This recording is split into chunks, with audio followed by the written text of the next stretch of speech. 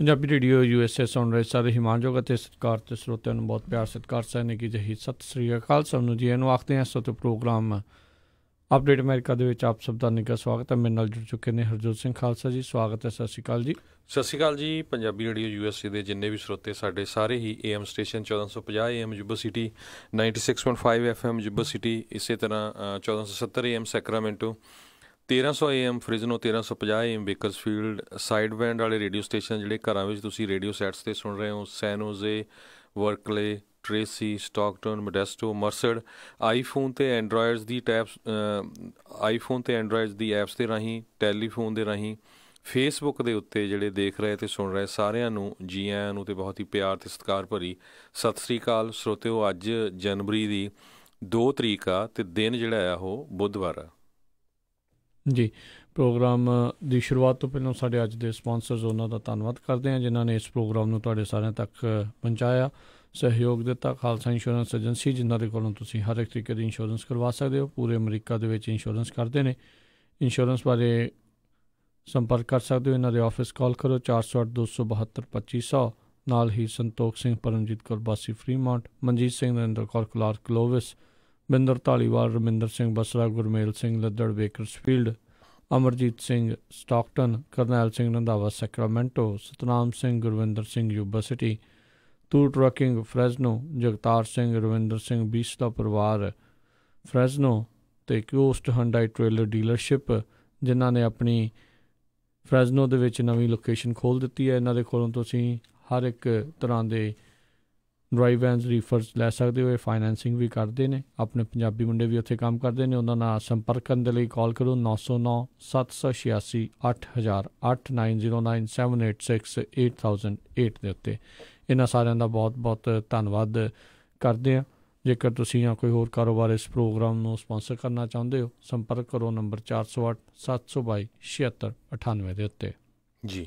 ਅਤੇ ਅੱਜ ਦੀਆਂ ਖਬਰਾਂ ਵੱਲ ਆਈਏ। ਅੱਜ ਜਿਹੜੇ ਸੈਨੇਟਰ ਇਲੈਕਟ ਹੈਗੇ ਆ ਮਿਟ ਰੋਮਨੀ, ਜੋ ਕਿ ਪ੍ਰੈਜ਼ੀਡੈਂਸ਼ੀਅਲ ਕੈਂਡੀਡੇਟ ਸੀਗੇ ਪਿਛਲੀ ਵਾਰੀ ਇਲੈਕਸ਼ਨਸ ਦੇ ਵਿੱਚ, ਉਹਨਾਂ ਨੇ ਜਿਹੜਾ ਆ ਪ੍ਰੈਜ਼ੀਡੈਂਟ ਡੋਨਲਡ ਟਰੰਪ ਆ ਉਹਨਾਂ ਦੇ ਉੱਤੇ ਕਮੈਂਟ ਕੱਸਿਆ ਆ ਵੀ ਉਹ ਜਿਹੜਾ ਆ ਆਪਣੇ ਆਫਿਸ ਨੂੰ ਚੱਜ ਦੇ ਨਾਲ ਜਿਹੜਾ ਆ ਰਨ ਨਹੀਂ ਕਰ ਰਹੇ ਹੈਗੇ। ਸੋ ਉਹਦੇ ਸੰਬੰਧ ਦੇ ਵਿੱਚ ਜਿਹੜੇ ਪ੍ਰੈਜ਼ੀਡੈਂਟ ਡੋਨਲਡ ਟਰੰਪ ਆ ਉਹਨਾਂ ਨੇ ਇਹ ਕਿਹਾ ਵੀ ਤੁਸੀਂ ਜਿਹੜਾ ਆ ਫਲੇਕ ਬਣਨ ਦੀ ਟਰਾਈ ਨਾ ਕਰੋ। ਸਰੋਤਿਆਂ ਨੂੰ ਯਾਦ ਹੋਊਗਾ ਵੀ ਐਰੀਜ਼ੋਨਾ ਤੋਂ ਜੈਫ ਫਲੇਕ, ਇੱਕ ਜਿਹੜੇ ਸੈਨੇਟਰ ਸੀਗੇ, ਉਹ ਰਿਟਾਇਰ ਹੋ ਗਏ। ਉਹ ਪ੍ਰੈਜ਼ੀਡੈਂਟ ਡੋਨਲਡ ਟਰੰਪ ਦੇ ਕਾਫੀ ਕ੍ਰਿਟਿਕਸ ਸੀਗੇ। ਸੋ ਉਹਨਾਂ ਨੇ ਇਹ ਕਿਹਾ ਵੀ ਮਿਟ ਰੋਮਨੀ ਨੂੰ ਫੋਕਸ ਕਰਨਾ ਚਾਹੀਦਾ ਬਾਰਡਰ ਸਿਕਿਉਰਿਟੀ 'ਤੇ ਅਤੇ ਹੋਰ ਬਹੁਤ ਸਾਰੀਆਂ ਜਿਹੜੀਆਂ ਚੀਜ਼ਾਂ ਹੈਗੀਆਂ ਆ। ਅਤੇ ਮੈਂ ਇੱਕ ਵੱਡੀ ਜਿਹੜੀ ਜਿੱਤ ਹਾਸਲ ਕੀਤੀ ਸੀ ਅਤੇ ਤੁਸੀਂ ਨਹੀਂ ਕੀਤੀ ਸੀ, ਅਤੇ ਹੁਣ ਰਲ ਕੇ ਜਿਹੜਾ ਆ ਸਾਨੂੰ ਰਿਪਬਲਿਕਨਸ ਨੂੰ ਐਜ਼ ਏ ਟੀਮ ਪਲੇਅਰ ਕੰਮ ਕਰਨਾ ਚਾਹੀਦਾ ਹੈ ਜੀ। ਉਹਨਾਂ ਨੇ ਆਪਣੇ ਵਾਸ਼ਿੰਗਟਨ ਪੋਸਟ ਦੇ ਇੱਕ ਓਪੈਡ ਆਰਟੀਕਲ ਦੇ ਵਿੱਚ ਇਹੀ ਲਿਖਿਆ ਸੀਗਾ। ਵਿਸ਼ੇਸ਼ ਉਹਨਾਂ ਨੇ ਆਰਟੀਕਲ ਜਿਹੜਾ ਇਹ ਲਿਖਿਆ ਵਾਸ਼ਿੰਗਟਨ ਪੋਸਟ ਵੀ, ਜਿਹੜੇ ਰਾਈਟ ਨਾਓ ਅਮਰੀਕਾ ਨੂੰ ਜ਼ਰੂਰਤ ਆ ਵੀ ਜਿਹੜਾ ਸਾਰੇ ਬੰਦਿਆਂ ਨੂੰ ਜਿਹੜਾ ਆ ਉਹ ਯੂਨਾਈਟ ਕਰੇ, ਚਾਹੇ ਉਹ ਲੈਫਟ ਆ ਚਾਹੇ ਉਹ ਰਾਈਟ ਆ, ਵੀ ਸਾਰੇ ਅਮਰੀਕਨਸ ਇਕੱਠੇ ਹੋਣ। ਪਰ ਕਿਤੇ ਨਾ ਕਿਤੇ ਜਿਹੜੇ ਰਾਸ਼ਟਰਪਤੀ ਟਰੰਪ ਆ ਉਹ ਇਸ ਕੰਮ ਦੇ ਵਿੱਚ ਪਿੱਛੇ ਰਹਿ ਗਏ ਨੇ। ਉਹ ਦੇ ਆਰ ਫਾਲਿੰਗ ਅਪਾਰਟ, ਇਸ ਚੀਜ਼ ਦੇ ਵਿੱਚ ਉਹ ਪਿੱਛੇ ਨੇ। ਅਤੇ ਇੱਕ ਚੀਜ਼ ਜਿਹੜੀ ਹੈ ਜ਼ਰੂਰ ਰਾਸ਼ਟਰਪਤੀ ਟਰੰਪ ਬਾਰੇ ਹੈਗੀ ਆ ਵੀ ਅਥੋਰੀਟੇਰੀਅਨ ਕਾਫੀ ਤਰੀਕੇ ਦੇ ਨਾਲ ਕੰਮ ਕਰਨ ਦੀ ਕੋਸ਼ਿਸ਼ ਕਰਦੇ, ਅਤੇ ਉਹਨਾਂ ਦੇ ਜਿਹੜੇ ਸਪੋਰਟਰ ਵੀ ਇਹੀ ਆ ਵੀ ਕੋਈ ਉਹਨਾਂ ਦੀ ਆਲੋਚਨਾ ਜਿਹੜੀ ਆ ਉਹ ਕਰੇ ਨਾ, ਜਾਂ ਕ੍ਰਿਟਿਸਿਜ਼ਮ ਜਿਹੜਾ ਉਹਨਾਂ ਦਾ ਹੋਵੇ ਨਾ। ਜੇ ਕੋਈ ਕਰਦਾ ਆ ਤਾਂ ਉਹ ਇੱਦਾਂ ਉਹਨਾਂ ਨੂੰ ਲੱਗਦਾ ਵੀ ਸ਼ਾਇਦ ਉਹਨਾਂ ਦੇ ਖਿਲਾਫ ਕਿਸੇ ਨੇ ਬਗਾਵਤ ਹੀ ਕਰ ਦਿੱਤੀ ਆ। ਅਤੇ ਜੇ ਉਹਨਾਂ ਨੇ ਇਹ ਚੀਜ਼ ਆਖੀ ਆ ਵੀ ਮਿਲ ਜੁਲ ਕੇ ਕਰਨਾ ਚਾਹੀਦਾ, ਜੇ ਅੰਦਰ ਰਹਿ ਕੇ ਉਹਨਾਂ ਨੂੰ ਲੱਗਦਾ, ਚਾਹੇ ਕਿਉਂਕਿ ਬਹੁਤ ਸਾਰੇ ਲੋਕਾਂ ਦੇ ਵਿੱਚ ਇੱਦਾਂ ਦੀ ਧਾਰਨਾ ਹੈਗੀ ਵੀ ਆ, ਜੇ ਅੱਧਾ ਮੁਲਕ ਇਸ ਤਰੀਕੇ ਦੇ ਬਾਰੇ ਸੋਚ ਰਿਹਾ ਆ ਅਤੇ ਕੁਛ ਨਾ ਕੁਛ ਤਾਂ ਫਿਰ ਜਿਹੜਾ ਜ਼ਰੂਰ ਉਸ ਦੇ ਵਿੱਚ ਹੋਵੇਗਾ। ਨਾਲੇ ਉਹਨਾਂ ਦੀ ਆਪਣੀ ਪਾਰਟੀ ਦੇ ਹੀ ਜਿਹੜੇ ਆ ਉਹ ਇਲੈਕਟਿਡ ਅਫੀਸ਼ੀਅਲ ਨੇ ਯੂਟਾ ਦੇ ਵਿੱਚ, ਹੁਣੇ ਉਹ ਸੈਨੇਟਰ ਜਿਹੜੇ ਉਹ ਜਿੱਤ ਕੇ ਆਏ ਨੇ। ਸੋ ਇੰਸਟੈਡ ਆਫ ਕ੍ਰਿਟਿਸਿਜ਼ਮ ਦਾ ਜਵਾਬ ਅਗਲੀ ਜਿਹੜੀ ਹੋਰ ਕ੍ਰਿਟਿਸਿਜ਼ਮ 'ਚ ਕਰਨ, ਰਾਸ਼ਟਰਪਤੀ ਟਰੰਪ ਨੂੰ ਸਗੋਂ ਇਤਮਨਾਨ ਦੇ ਨਾਲ ਸੋਚ ਕੇ ਜਿਹੜਾ ਆ ਉਹ ਉਸ ਪਾਸੇ ਵੱਲ ਨੂੰ ਕੋਈ ਕਦਮ, ਜਾਂ ਜਿਹੜੇ ਉਹਨਾਂ ਨੇ ਆਲਰੇਡੀ ਉੱਦਾਂ ਦੇ ਕਦਮ ਚੁੱਕੇ ਨੇ ਉਹ ਦਰਸਾਉਣੇ ਚਾਹੀਦੇ ਆ, ਨਾ ਕਿ ਇਹ ਕਹਿਣਾ ਚਾਹੀਦਾ ਵੀ ਤੁਸੀਂ ਮੇਰਾ ਕ੍ਰਿਟਿਸਿਜ਼ਮ ਹੀ ਜਿਹੜਾ ਆ ਉਹ ਕਿਉਂ ਕਰ ਦਿੱਤਾ ਆ ਜੀ। ਸੋ ਸਰੋਤਿਆਂ ਨੂੰ ਦੱਸਦੇ ਜਿਹੜੇ ਮਿਟ ਰੋਮਨੀ ਆ ਉਹਨਾਂ ਦੇ ਨਾਲ ਰਿਲੇਸ਼ਨ ਵਾਲੇ ਗੁੱਡ ਨਹੀਂ ਰਹੇ ਪ੍ਰੈਜ਼ੀਡੈਂਟ ਡੋਨਲਡ ਟਰੰਪ ਦੇ। 2012 ਦੇ ਵਿੱਚ ਪ੍ਰੈਜ਼ੀਡੈਂਟ ਟਰੰਪ ਕਹਿੰਦੇ ਵੀ ਜਦੋਂ ਇਹ ਖੜ੍ਹੇ ਸੀਗੇ ਉਸ ਟਾਈਮ ਦੇ ਉੱਤੇ ਪ੍ਰੈਜ਼ੀਡੈਂਸ਼ੀਅਲ ਦੇ ਲਈ ਕੈਂਡੀਡੇਟ, ਅਤੇ ਉਸ ਟਾਈਮ 'ਤੇ ਉਹਨਾਂ ਨੇ ਟਰੰਪ ਤੋਂ ਐਂਡੋਰਸਮੈਂਟ ਮੰਗੀ ਸੀ। ਅਤੇ 2016 ਦੇ ਵਿੱਚ ਜਦੋਂ ਪ੍ਰੈਜ਼ੀਡੈਂਟ ਡੋਨਲਡ ਟਰੰਪ ਸੀਗੇ ਕੈਂਡੀਡੇਟ, ਉਸ ਟਾਈਮ ਦੇ ਉੱਤੇ ਵੀ ਰੋਮਨੀ ਜਿਹੜੇ ਆ ਉਹਨਾਂ ਨੇ ਕਾਫੀ ਕ੍ਰਿਟਿਕ ਰਹੇ ਆ ਪ੍ਰੈਜ਼ੀਡੈਂਟ ਡੋਨਲਡ ਟਰੰਪ ਦੇ, ਉਹਨਾਂ ਨੂੰ ਫੋਨੀ ਅਤੇ ਬੁੱਲੀ ਕਿਹਾ ਸੀ। ਅਤੇ ਉਹ ਤੋਂ ਬਾਅਦ ਫਿਰ ਜਦੋਂ ਪ੍ਰੈਜ਼ੀਡੈਂਟ ਡੋਨਲਡ ਟਰੰਪ ਇਲੈਕਟ ਹੋ ਗਏ ਅਤੇ ਮਿਟ ਰੋਮਨੀ ਦੇ ਚਾਂਸਸ ਕਈ ਵਾਰੀ ਆਏ ਪਈ ਹੋ ਸਕਦਾ ਹੈ ਸੈਕਟਰੀ ਆਫ ਸਟੇਟ ਬਣ ਜਾਣ, ਕਿਉਂਕਿ ਉਹਨਾਂ ਦੀਆਂ ਮੀਟਿੰਗ ਵੀ ਹੋਈਆਂ ਸੀਆਂ, ਅਤੇ ਫਿਰ ਮਾਹੌਲ ਠੰਡਾ ਹੋ ਗਿਆ ਸੀ। ਅਤੇ ਉਹ ਤੋਂ ਬਾਅਦ ਫਿਰ ਹੁਣ ਜਦੋਂ ਸੈਨੇਟ ਦੇ ਲਈ ਖੜ੍ਹੇ ਸੀ ਕੈਂਡੀਡੇਟ, ਅਤੇ ਉਹਨਾਂ ਨੇ ਜਿਹੜਾ ਪ੍ਰੈਜ਼ੀਡੈਂਟ ਡੋਨਲਡ ਟਰੰਪ ਆ ਉਹਨਾਂ ਨੇ ਮਿਟ ਰੋਮਨੀ ਨੂੰ ਐਂਡੋਰਸ ਵੀ ਕੀਤਾ ਸੀ। ਸੋ ਹੁਣ ਮਿਟ ਰੋਮਨੀ ਜਿਹੜੇ ਆ ਇਸ ਵੀਰਵਾਰ ਨੂੰ ਆਪਣੀ ਸਹੁੰ ਚੁੱਕਣਗੇ। ਵਾਈਸ ਪ੍ਰੈਜ਼ੀਡੈਂਟ ਮਾਈਕ ਪੈਂਸ ਜਿਹੜੇ ਆ ਉਹ ਉਹਨਾਂ ਨੂੰ ਸਹੁੰ ਚੁਕਾਉਣਗੇ। ਜੀ, ਅਗਲੀ ਜਿਹੜੀ ਖਬਰ ਉਸ ਦੇ ਉੱਤੇ ਜਿਹੜੀ ਨਜ਼ਰ ਮਾਰਦੇ ਹਾਂ, ਨੈਟਫਲਿਕਸ ਦਾ ਇੱਕ ਰੀਸੈਂਟਲੀ ਇੱਕ ਸ਼ੋਅ ਸ਼ੁਰੂ ਹੋਇਆ ਆ, ਇੱਕ ਹਸਨ ਮਿਨਾਜ ਜਿਹੜਾ ਇੱਕ ਆਪਣਾ ਦੇਸੀ ਮੁੰਡਾ ਆਪਾਂ ਕਹਿ ਸਕਦੇ, ਉਸ ਦੇ ਨਾਲ ਪੈਟਰੀਅਟ ਐਕਟ, ਇਸ ਦੇ ਵਿੱਚ ਵੱਖ-ਵੱਖ ਇਸ਼ੂਜ਼ ਦੇ ਉੱਤੇ ਉਹ ਗੱਲ ਕਰਦਾ ਆ, ਜਿਸ ਦੇ ਵਿੱਚ ਉਸਨੇ ਕੁਛ ਹਫ਼ਤੇ ਪਹਿਲਾਂ ਇੱਕ ਐਪੀਸੋਡ ਕੀਤਾ ਸੀਗਾ ਸਾਊਦੀ ਅਰੇਬੀਆ ਦੇ ਉੱਤੇ, ਖਾਸ ਕਰਕੇ ਜਿਹੜਾ ਜਮਾਲ ਖਸ਼ੋਗੀ ਦੀ ਮੌਤ ਤੋਂ ਬਾਅਦ ਦੇ ਵਿੱਚ ਵੀ ਕਿਸ ਤਰੀਕੇ ਦੇ ਨਾਲ ਸਾਊਦੀ ਅਰੇਬੀਆ ਵਾਲੇ ਆ ਉਹ ਇਸ ਟਾਈਮ ਪੂਰੇ ਵਿਸ਼ਵ ਦੇ ਵਿੱਚ ਅਤੇ ਕੀ ਕੁਛ ਜਿਹੜਾ ਉਹ ਆਪਣੇ ਤੇਲ ਦੇ ਸਿਰ ਦੇ ਉੱਤੇ ਕਰ ਰਹੇ ਆ। ਅਤੇ ਉਸ ਤੋਂ ਬਾਅਦ ਦੇ ਵਿੱਚ ਕੀ ਹੋਇਆ ਵੀ ਜਿਹੜੇ ਸਾਊਦੀ ਅਰੇਬੀਆ ਵਾਲੇ ਆ ਉਹਨਾਂ ਨੇ ਨੈਟਫਲਿਕਸ ਨੂੰ ਇੱਕ ਚੇਤਾਵਨੀ ਦਿੱਤੀ, ਲੀਗਲ ਕੰਪਲੇਂਟ ਉਹਨਾਂ ਨੇ ਪੂਰੀ ਜਿਹੜੇ ਆ ਮੁਲਕ ਦੇ ਵੱਲੋਂ ਨੈਟਫਲਿਕਸ ਨੂੰ ਕੀਤੀ ਵੀ ਇਸ ਨੂੰ ਜਿਹੜਾ ਆ ਉਹ ਬੰਦ ਕਰੋ, ਨਹੀਂ ਤਾਂ ਅਸੀਂ ਤੁਹਾਡਾ ਨੈਟਫਲਿਕਸ ਆ ਪੂਰੇ ਮੁਲਕ ਦੇ ਵਿੱਚ ਬੰਦ ਕਰ ਦੇਵਾਂਗੇ। ਅਤੇ ਨੈਟਫਲਿਕਸ ਨੇ ਇਸ ਡਰ ਤੋਂ ਆਪਣੇ ਡਾਲਰ ਜਾਂਦੇ ਦੇਖ ਕੇ ਉਹਨਾਂ ਨੇ ਕੀ ਕੀਤਾ ਵੀ ਹੁਣ ਜਿਹੜਾ ਪੈਟਰੀਅਟ ਐਕਟ ਹਸਨ ਮਿਨਾਜ ਦੇ ਨਾਲ ਜਿਹੜਾ ਚੱਲ ਰਿਹਾ ਸੀ, ਉਸ ਦੇ ਵਿੱਚੋਂ ਉਹਨਾਂ ਨੇ ਉਹ ਐਪੀਸੋਡ ਪੁੱਲ ਆਊਟ ਜਿਹੜਾ ਉਹ ਕਰ ਲਿਆ ਆ, ਉਹ ਵਾਪਸ ਜਿਹੜਾ ਲੈ ਲਿਆ ਵੀ ਇਹ ਜਿਹੜੀ ਸਾਊਦੀ ਅਰੇਬੀਆ ਦੀ ਗੌਰਮੈਂਟ ਦੇ ਕਾਫੀ ਜ਼ਿਆਦਾ ਕ੍ਰਿਟੀਕਲ ਸੀਗਾ। ਸੋ ਇਹ ਹੁੰਦੀ ਅਥੋਰੀਟੇਰੀਅਨ ਚੀਜ਼, ਅਤੇ ਜੇ ਕੋਈ ਕਿਸੇ ਦਾ ਕ੍ਰਿਟਿਕ ਕਰਦਾ ਆ ਅਤੇ ਉਸ ਦੇ ਪਿੱਛੇ ਟੁੱਟ ਕੇ ਜਿਹੜਾ ਉਹ ਪੈ ਜਾਂਦੇ ਆ। ਕਿਤੇ ਨਾ ਕਿਤੇ ਸਾਡੇ ਰਾਸ਼ਟਰਪਤੀ ਵੱਲੋਂ ਵੀ ਕੁਛ ਅਜਿਹੀਆਂ ਚੀਜ਼ਾਂ ਅੱਜ ਕੱਲ੍ਹ ਸੁਣਨ ਨੂੰ ਜਿਹੜੀਆਂ ਮਿਲਦੀਆਂ, ਜਿਹੜਾ ਵੀ ਕੋਈ ਉਹਨਾਂ ਨੂੰ ਆਲੋਚਨਾ ਉਹਨਾਂ ਦੀ ਕਰਨ ਦੀ ਕੋਸ਼ਿਸ਼ ਕਰਦਾ ਆ, ਉਹ ਅਤੇ ਉਹਨਾਂ ਦੇ ਜਿਹੜੇ ਸਪੋਰਟਰ ਅੱਗੋਂ ਟੁੱਟ ਕੇ ਜਿਹੜੇ ਆ ਉਹ ਉਸ ਤਰੀਕੇ ਦੇ ਨਾਲ ਕਹਿੰਦੇ ਪੈ ਜਾਂਦੇ ਆ। ਇਸ ਸ਼ੋਅ ਦੇ ਵਿੱਚ ਜਿਹੜਾ ਕਰਾਊਨ ਪ੍ਰਿੰਸ ਮੁਹੰਮਦ ਬਿਨ ਸਲਮਾਨ, ਉਸ ਨੂੰ ਉਹਨਾਂ ਨੇ ਜਿਹੜਾ ਕਰਪਟ ਭ੍ਰਿਸ਼ਟ ਜਿਹੜਾ ਆਖਿਆ, ਅਤੇ ਉਸ ਦਾ ਜਿਹੜਾ ਇੱਕ ਛੋਟਾ ਨਾਂ ਅਬੂ ਰੱਕਾ ਕਰਕੇ ਜਿਹੜਾ ਉਹ ਵੀ ਦੱਸਿਆ ਸੀ ਵੀ ਜਿਹਨੂੰ ਗੋਲੀ ਦਾ ਪਿਓ ਇੱਕ ਹਿਸਾਬ ਦੇ ਨਾਲ ਜਿਹੜਾ ਆਖਿਆ ਜਾਂਦਾ ਆ। ਸੋ ਇਸ ਤਰੀਕੇ ਦੇ ਨਾਲ ਇਹ ਚੀਜ਼ ਉੱਥੇ ਵਾਪਰੀ ਆ ਵੀ ਉਹਨਾਂ ਨੇ ਪੂਰਾ ਜ਼ੋਰ ਲਵਾ ਕੇ ਉਹ ਉਹਨਾਂ ਦੇ ਖਿਲਾਫ ਜਿਹੜੀ ਵੀ ਕੋਈ ਆਲੋਚਨਾ ਹੋ ਰਹੀ ਆ ਉਸ ਨੂੰ ਉਹਨਾਂ ਨੇ ਬੰਦ ਕਰਾ ਦਿੱਤਾ। ਅਤੇ ਦੂਸਰੇ ਪਾਸੇ ਜਿਹੜੀਆਂ ਕੰਪਨੀਆਂ ਆ ਉਹ ਵੀ ਦੇਖੋ ਕਿੰਨੀਆਂ ਲਾਲਚੀ ਹੈਗੀਆਂ, ਉਹਨਾਂ ਨੂੰ ਪਤਾ ਵੀ ਜੇ ਕੋਈ ਸੱਚ ਬੋਲ ਰਿਹਾ ਅਤੇ ਉਹਨਾਂ ਦੇ ਪੈਸੇ ਜਾਂਦੇ ਆ ਅਤੇ ਉੱਥੋਂ ਬੰਦ ਕਰ ਦਿੱਤਾ। ਸੋ ਨੈਟਫਲਿਕਸ ਆਪਾਂ ਸਾਰੀ ਸਪੋਰਟ ਕਰਦੇ ਹਾਂ। ਨੈਟਫਲਿਕਸ ਨੇ ਕਹਿੰਦੇ ਵੀ ਅਸੀਂ ਸਿਰਫ ਸਾਊਦੀ ਅਰੇਬੀਆ ਦੇ ਵਿੱਚ ਹੀ ਜਿਹੜਾ ਆ ਉਹ ਸ਼ੋਅ ਬੰਦ ਕੀਤਾ ਹੈਗਾ, ਬਾਕੀ ਮੁਲਕਾਂ ਦੇ ਵਿੱਚ ਤੁਸੀਂ ਦੇਖ ਸਕਦੇ ਆ। ਪਰ ਕਹਿੰਦੇ YouTube ਦੇ ਉੱਤੇ ਜਿਹੜਾ ਇਹ ਸ਼ੋਅ ਸਟਿਲ ਸਾਊਦੀ ਅਰੇਬੀਆ 'ਚ ਹੈਗਾ ਆ। ਜਿਹੜਾ ਗੂਗਲ ਕੰਪਨੀ ਆ ਉਹ YouTube ਨੂੰ ਓਨ ਕਰਦੀ ਹੈਗੀ ਆ। ਅਜੇ ਤੱਕ YouTube ਨੇ ਕੋਈ ਕਹਿੰਦੇ ਰਿਸਪੌਂਡ ਨਹੀਂ ਕੀਤਾ, ਅਤੇ ਹੁਣ ਦੇਖੋ ਵੀ ਗੂਗਲ ਇਸ ਨੂੰ ਰਿਮੂਵ ਕਰੇਗੀ ਕਿ ਨਹੀਂ ਕਰੇਗੀ। ਜੀ ਬਿਲਕੁਲ, ਤੁਸੀਂ ਦੇਖੋ ਮਿਲੀਅਨਰਸ ਬਿਲੀਅਨਰਸ ਬੰਦੇ ਉੱਥੇ ਹੈਗੇ ਆ, ਸਾਰੇ ਜਾਣੇ ਉੱਥੇ ਨੈਟਫਲਿਕਸ ਯੂਜ਼ ਕਰਦੇ ਆ। ਜੇ ਤੁਸੀਂ ਦੇਖਿਆ ਜਾਓ ਵੀ ਉੱਥੇ ਕਿੰਨੇ ਮਿਲੀਅਨ ਲੋਕ ਰਹਿੰਦੇ ਆ, ਅਤੇ ਹਰ ਇੱਕ ਜਾਣਾ ਜੇ ਉੱਥੇ ਦੇ ਹਿਸਾਬ ਨਾਲ ਪਤਾ ਨਹੀਂ ਕਿੰਨਾ ਕੁ, ਪਰ ਅਮਰੀਕਾ ਦੇ ਵਿੱਚ $13-14 ਪ੍ਰਤੀ ਮਹੀਨਾ ਜਿਹੜਾ ਆ ਉਹ ਸਰਵਿਸ ਦੇ ਚਾਰਜਸ ਹੈਗੇ ਆ। ਜੇ ਤੁਸੀਂ ਉਹਨਾਂ ਵੀ ਲਾਓ ਉੱਥੇ ਲਾਓ ਤਾਂ ਕਿੰਨੇ $1 ਮਿਲੀਅਨ ਪਰ ਮੰਥ ਜਿਹੜੇ ਆ ਉਹ ਲੂਜ਼ ਕਰਦੇ ਨੇ ਜੇ ਨੈਟਫਲਿਕਸ ਬੰਦ ਉੱਥੇ ਹੋ ਜਾਂਦਾ ਹੈ ਜੀ। ਸੋ ਕਹਿੰਦੇ ਪਹਿਲੀ ਵਾਰੀ ਨਹੀਂ ਇਹ ਜਿਹੜਾ ਨੈਟਫਲਿਕਸ ਆ ਇਹਨਾਂ ਨੇ ਐਪੀਸੋਡ ਰਿਮੂਵ ਕੀਤਾ, ਇਹ ਤੋਂ ਪਹਿਲਾਂ ਵੀ ਸਿੰਗਾਪੁਰ ਨੇ ਜਿਹੜੇ 3 ਨੈਟਫਲਿਕਸ ਦੇ shows disjointed, cooking on the high and legend of 420 ਜਿਹੜਾ ਉਹ ਉਹਨਾਂ ਨੂੰ ਰਿਮੂਵ ਕੀਤਾ ਸੀ, ਕਿਉਂਕਿ ਉਹਦੇ ਵਿੱਚ ਜਿਹੜਾ ਡਰੱਗ ਯੂਜ਼ ਆ ਉਹਨੂੰ ਐਜ਼ ਏ ਪੋਜ਼ੀਟਿਵ ਪੋਰਟਰੇ ਕੀਤਾ ਗਿਆ ਸੀ। ਅਤੇ ਸਰੋਤਿਆਂ ਨੂੰ ਪਤਾ ਹੀ ਆ ਵੀ ਜਿਹੜਾ ਸਿੰਗਾਪੁਰ ਆ ਉਹ ਡਰੱਗ ਦੇ ਬਹੁਤ ਅਗੇਂਸਟ ਹੈਗਾ, ਅਤੇ ਜੇ ਕਿਤੇ ਥੋੜ੍ਹੀ ਬਹੁਤੀ ਡਰੱਗ ਵੀ ਕਿਸੇ ਦੇ ਕੋਲੋਂ ਫੜੀ ਜਾਂਦੀ ਆ ਅਤੇ ਉੱਥੇ ਜਿਹੜੀਆਂ ਸਜ਼ਾ ਆ ਬਹੁਤ ਜ਼ਿਆਦਾ ਹੈਗੀ, ਸਖਤ ਹੈਗੀ। ਬਿਲਕੁਲ, ਉੱਥੇ ਤੁਸੀਂ ਜਿਹੜਾ ਆ ਜਿਹਨੂੰ ਚਿਊਇੰਗ ਗਮ ਵੀ ਕਹਿ ਦਿੰਦੇ ਆ ਉਹ ਨਹੀਂ ਉੱਥੇ ਤੁਸੀਂ ਕਰ ਸਕਦੇ। ਉੱਥੇ ਤੰਬਾਕੂ ਟੋਟਲੀ ਸੈਲਿੰਗ ਅਤੇ ਪੀਣ ਦੇ ਉੱਤੇ ਜਿਹੜਾ ਟੋਟਲ ਬੈਨ ਹੈਗਾ ਆ। ਜੀ। ਤੇ ਅਗਲੀ ਜਿਹੜੀ ਆ ਉਹ ਖਬਰ ਉਸ ਦੇ ਉੱਤੇ ਗੱਲ ਕਰਦੇ ਆ। ਕਹਿੰਦੇ ਵੀ ਜਿਹੜੀ ਗੌਰਮੈਂਟ ਸ਼ਟਡਾਊਨ ਆ ਉਹ 11ਵੇਂ ਦਿਨ ਦੇ ਵਿੱਚ ਇਸ ਟਾਈਮ ਜਾ ਚੁੱਕੀ ਆ, ਪਰ ਨਾਲ ਦੇ ਨਾਲ ਨਵੇਂ ਸਾਲ ਦੇ ਜਿਹੜੇ ਦੂਜੇ ਦਿਨ ਰਾਸ਼ਟਰਪਤੀ ਟਰੰਪ ਨੇ ਡੈਮੋਕ੍ਰੇਟ ਪਾਰਟੀ ਦੇ ਜਿਹੜੇ ਨਵੇਂ ਲੀਡਰਸ ਹੈਗੇ ਆ ਉਹਨਾਂ ਨੂੰ ਮੁਲਾਕਾਤ ਕਰਨ ਦੇ ਲਈ ਬੁਲਾਇਆ ਆ, ਵੀ ਉਹਨਾਂ ਨੂੰ ਬਰੀਫਿੰਗ ਕਹਿੰਦੇ ਆ ਵੀ ਉਹ ਦਿੱਤੀ ਜਾਊਗੀ ਵੀ ਕੀ ਜਿਹੜੀ ਉਹ ਸੋਚ ਰਹੇ ਨੇ, ਖਾਸ ਕਰਕੇ ਜਿਹੜੀ ਆ ਫੰਡਿੰਗ ਆ ਉਸ ਨੂੰ ਲੈ ਕੇ।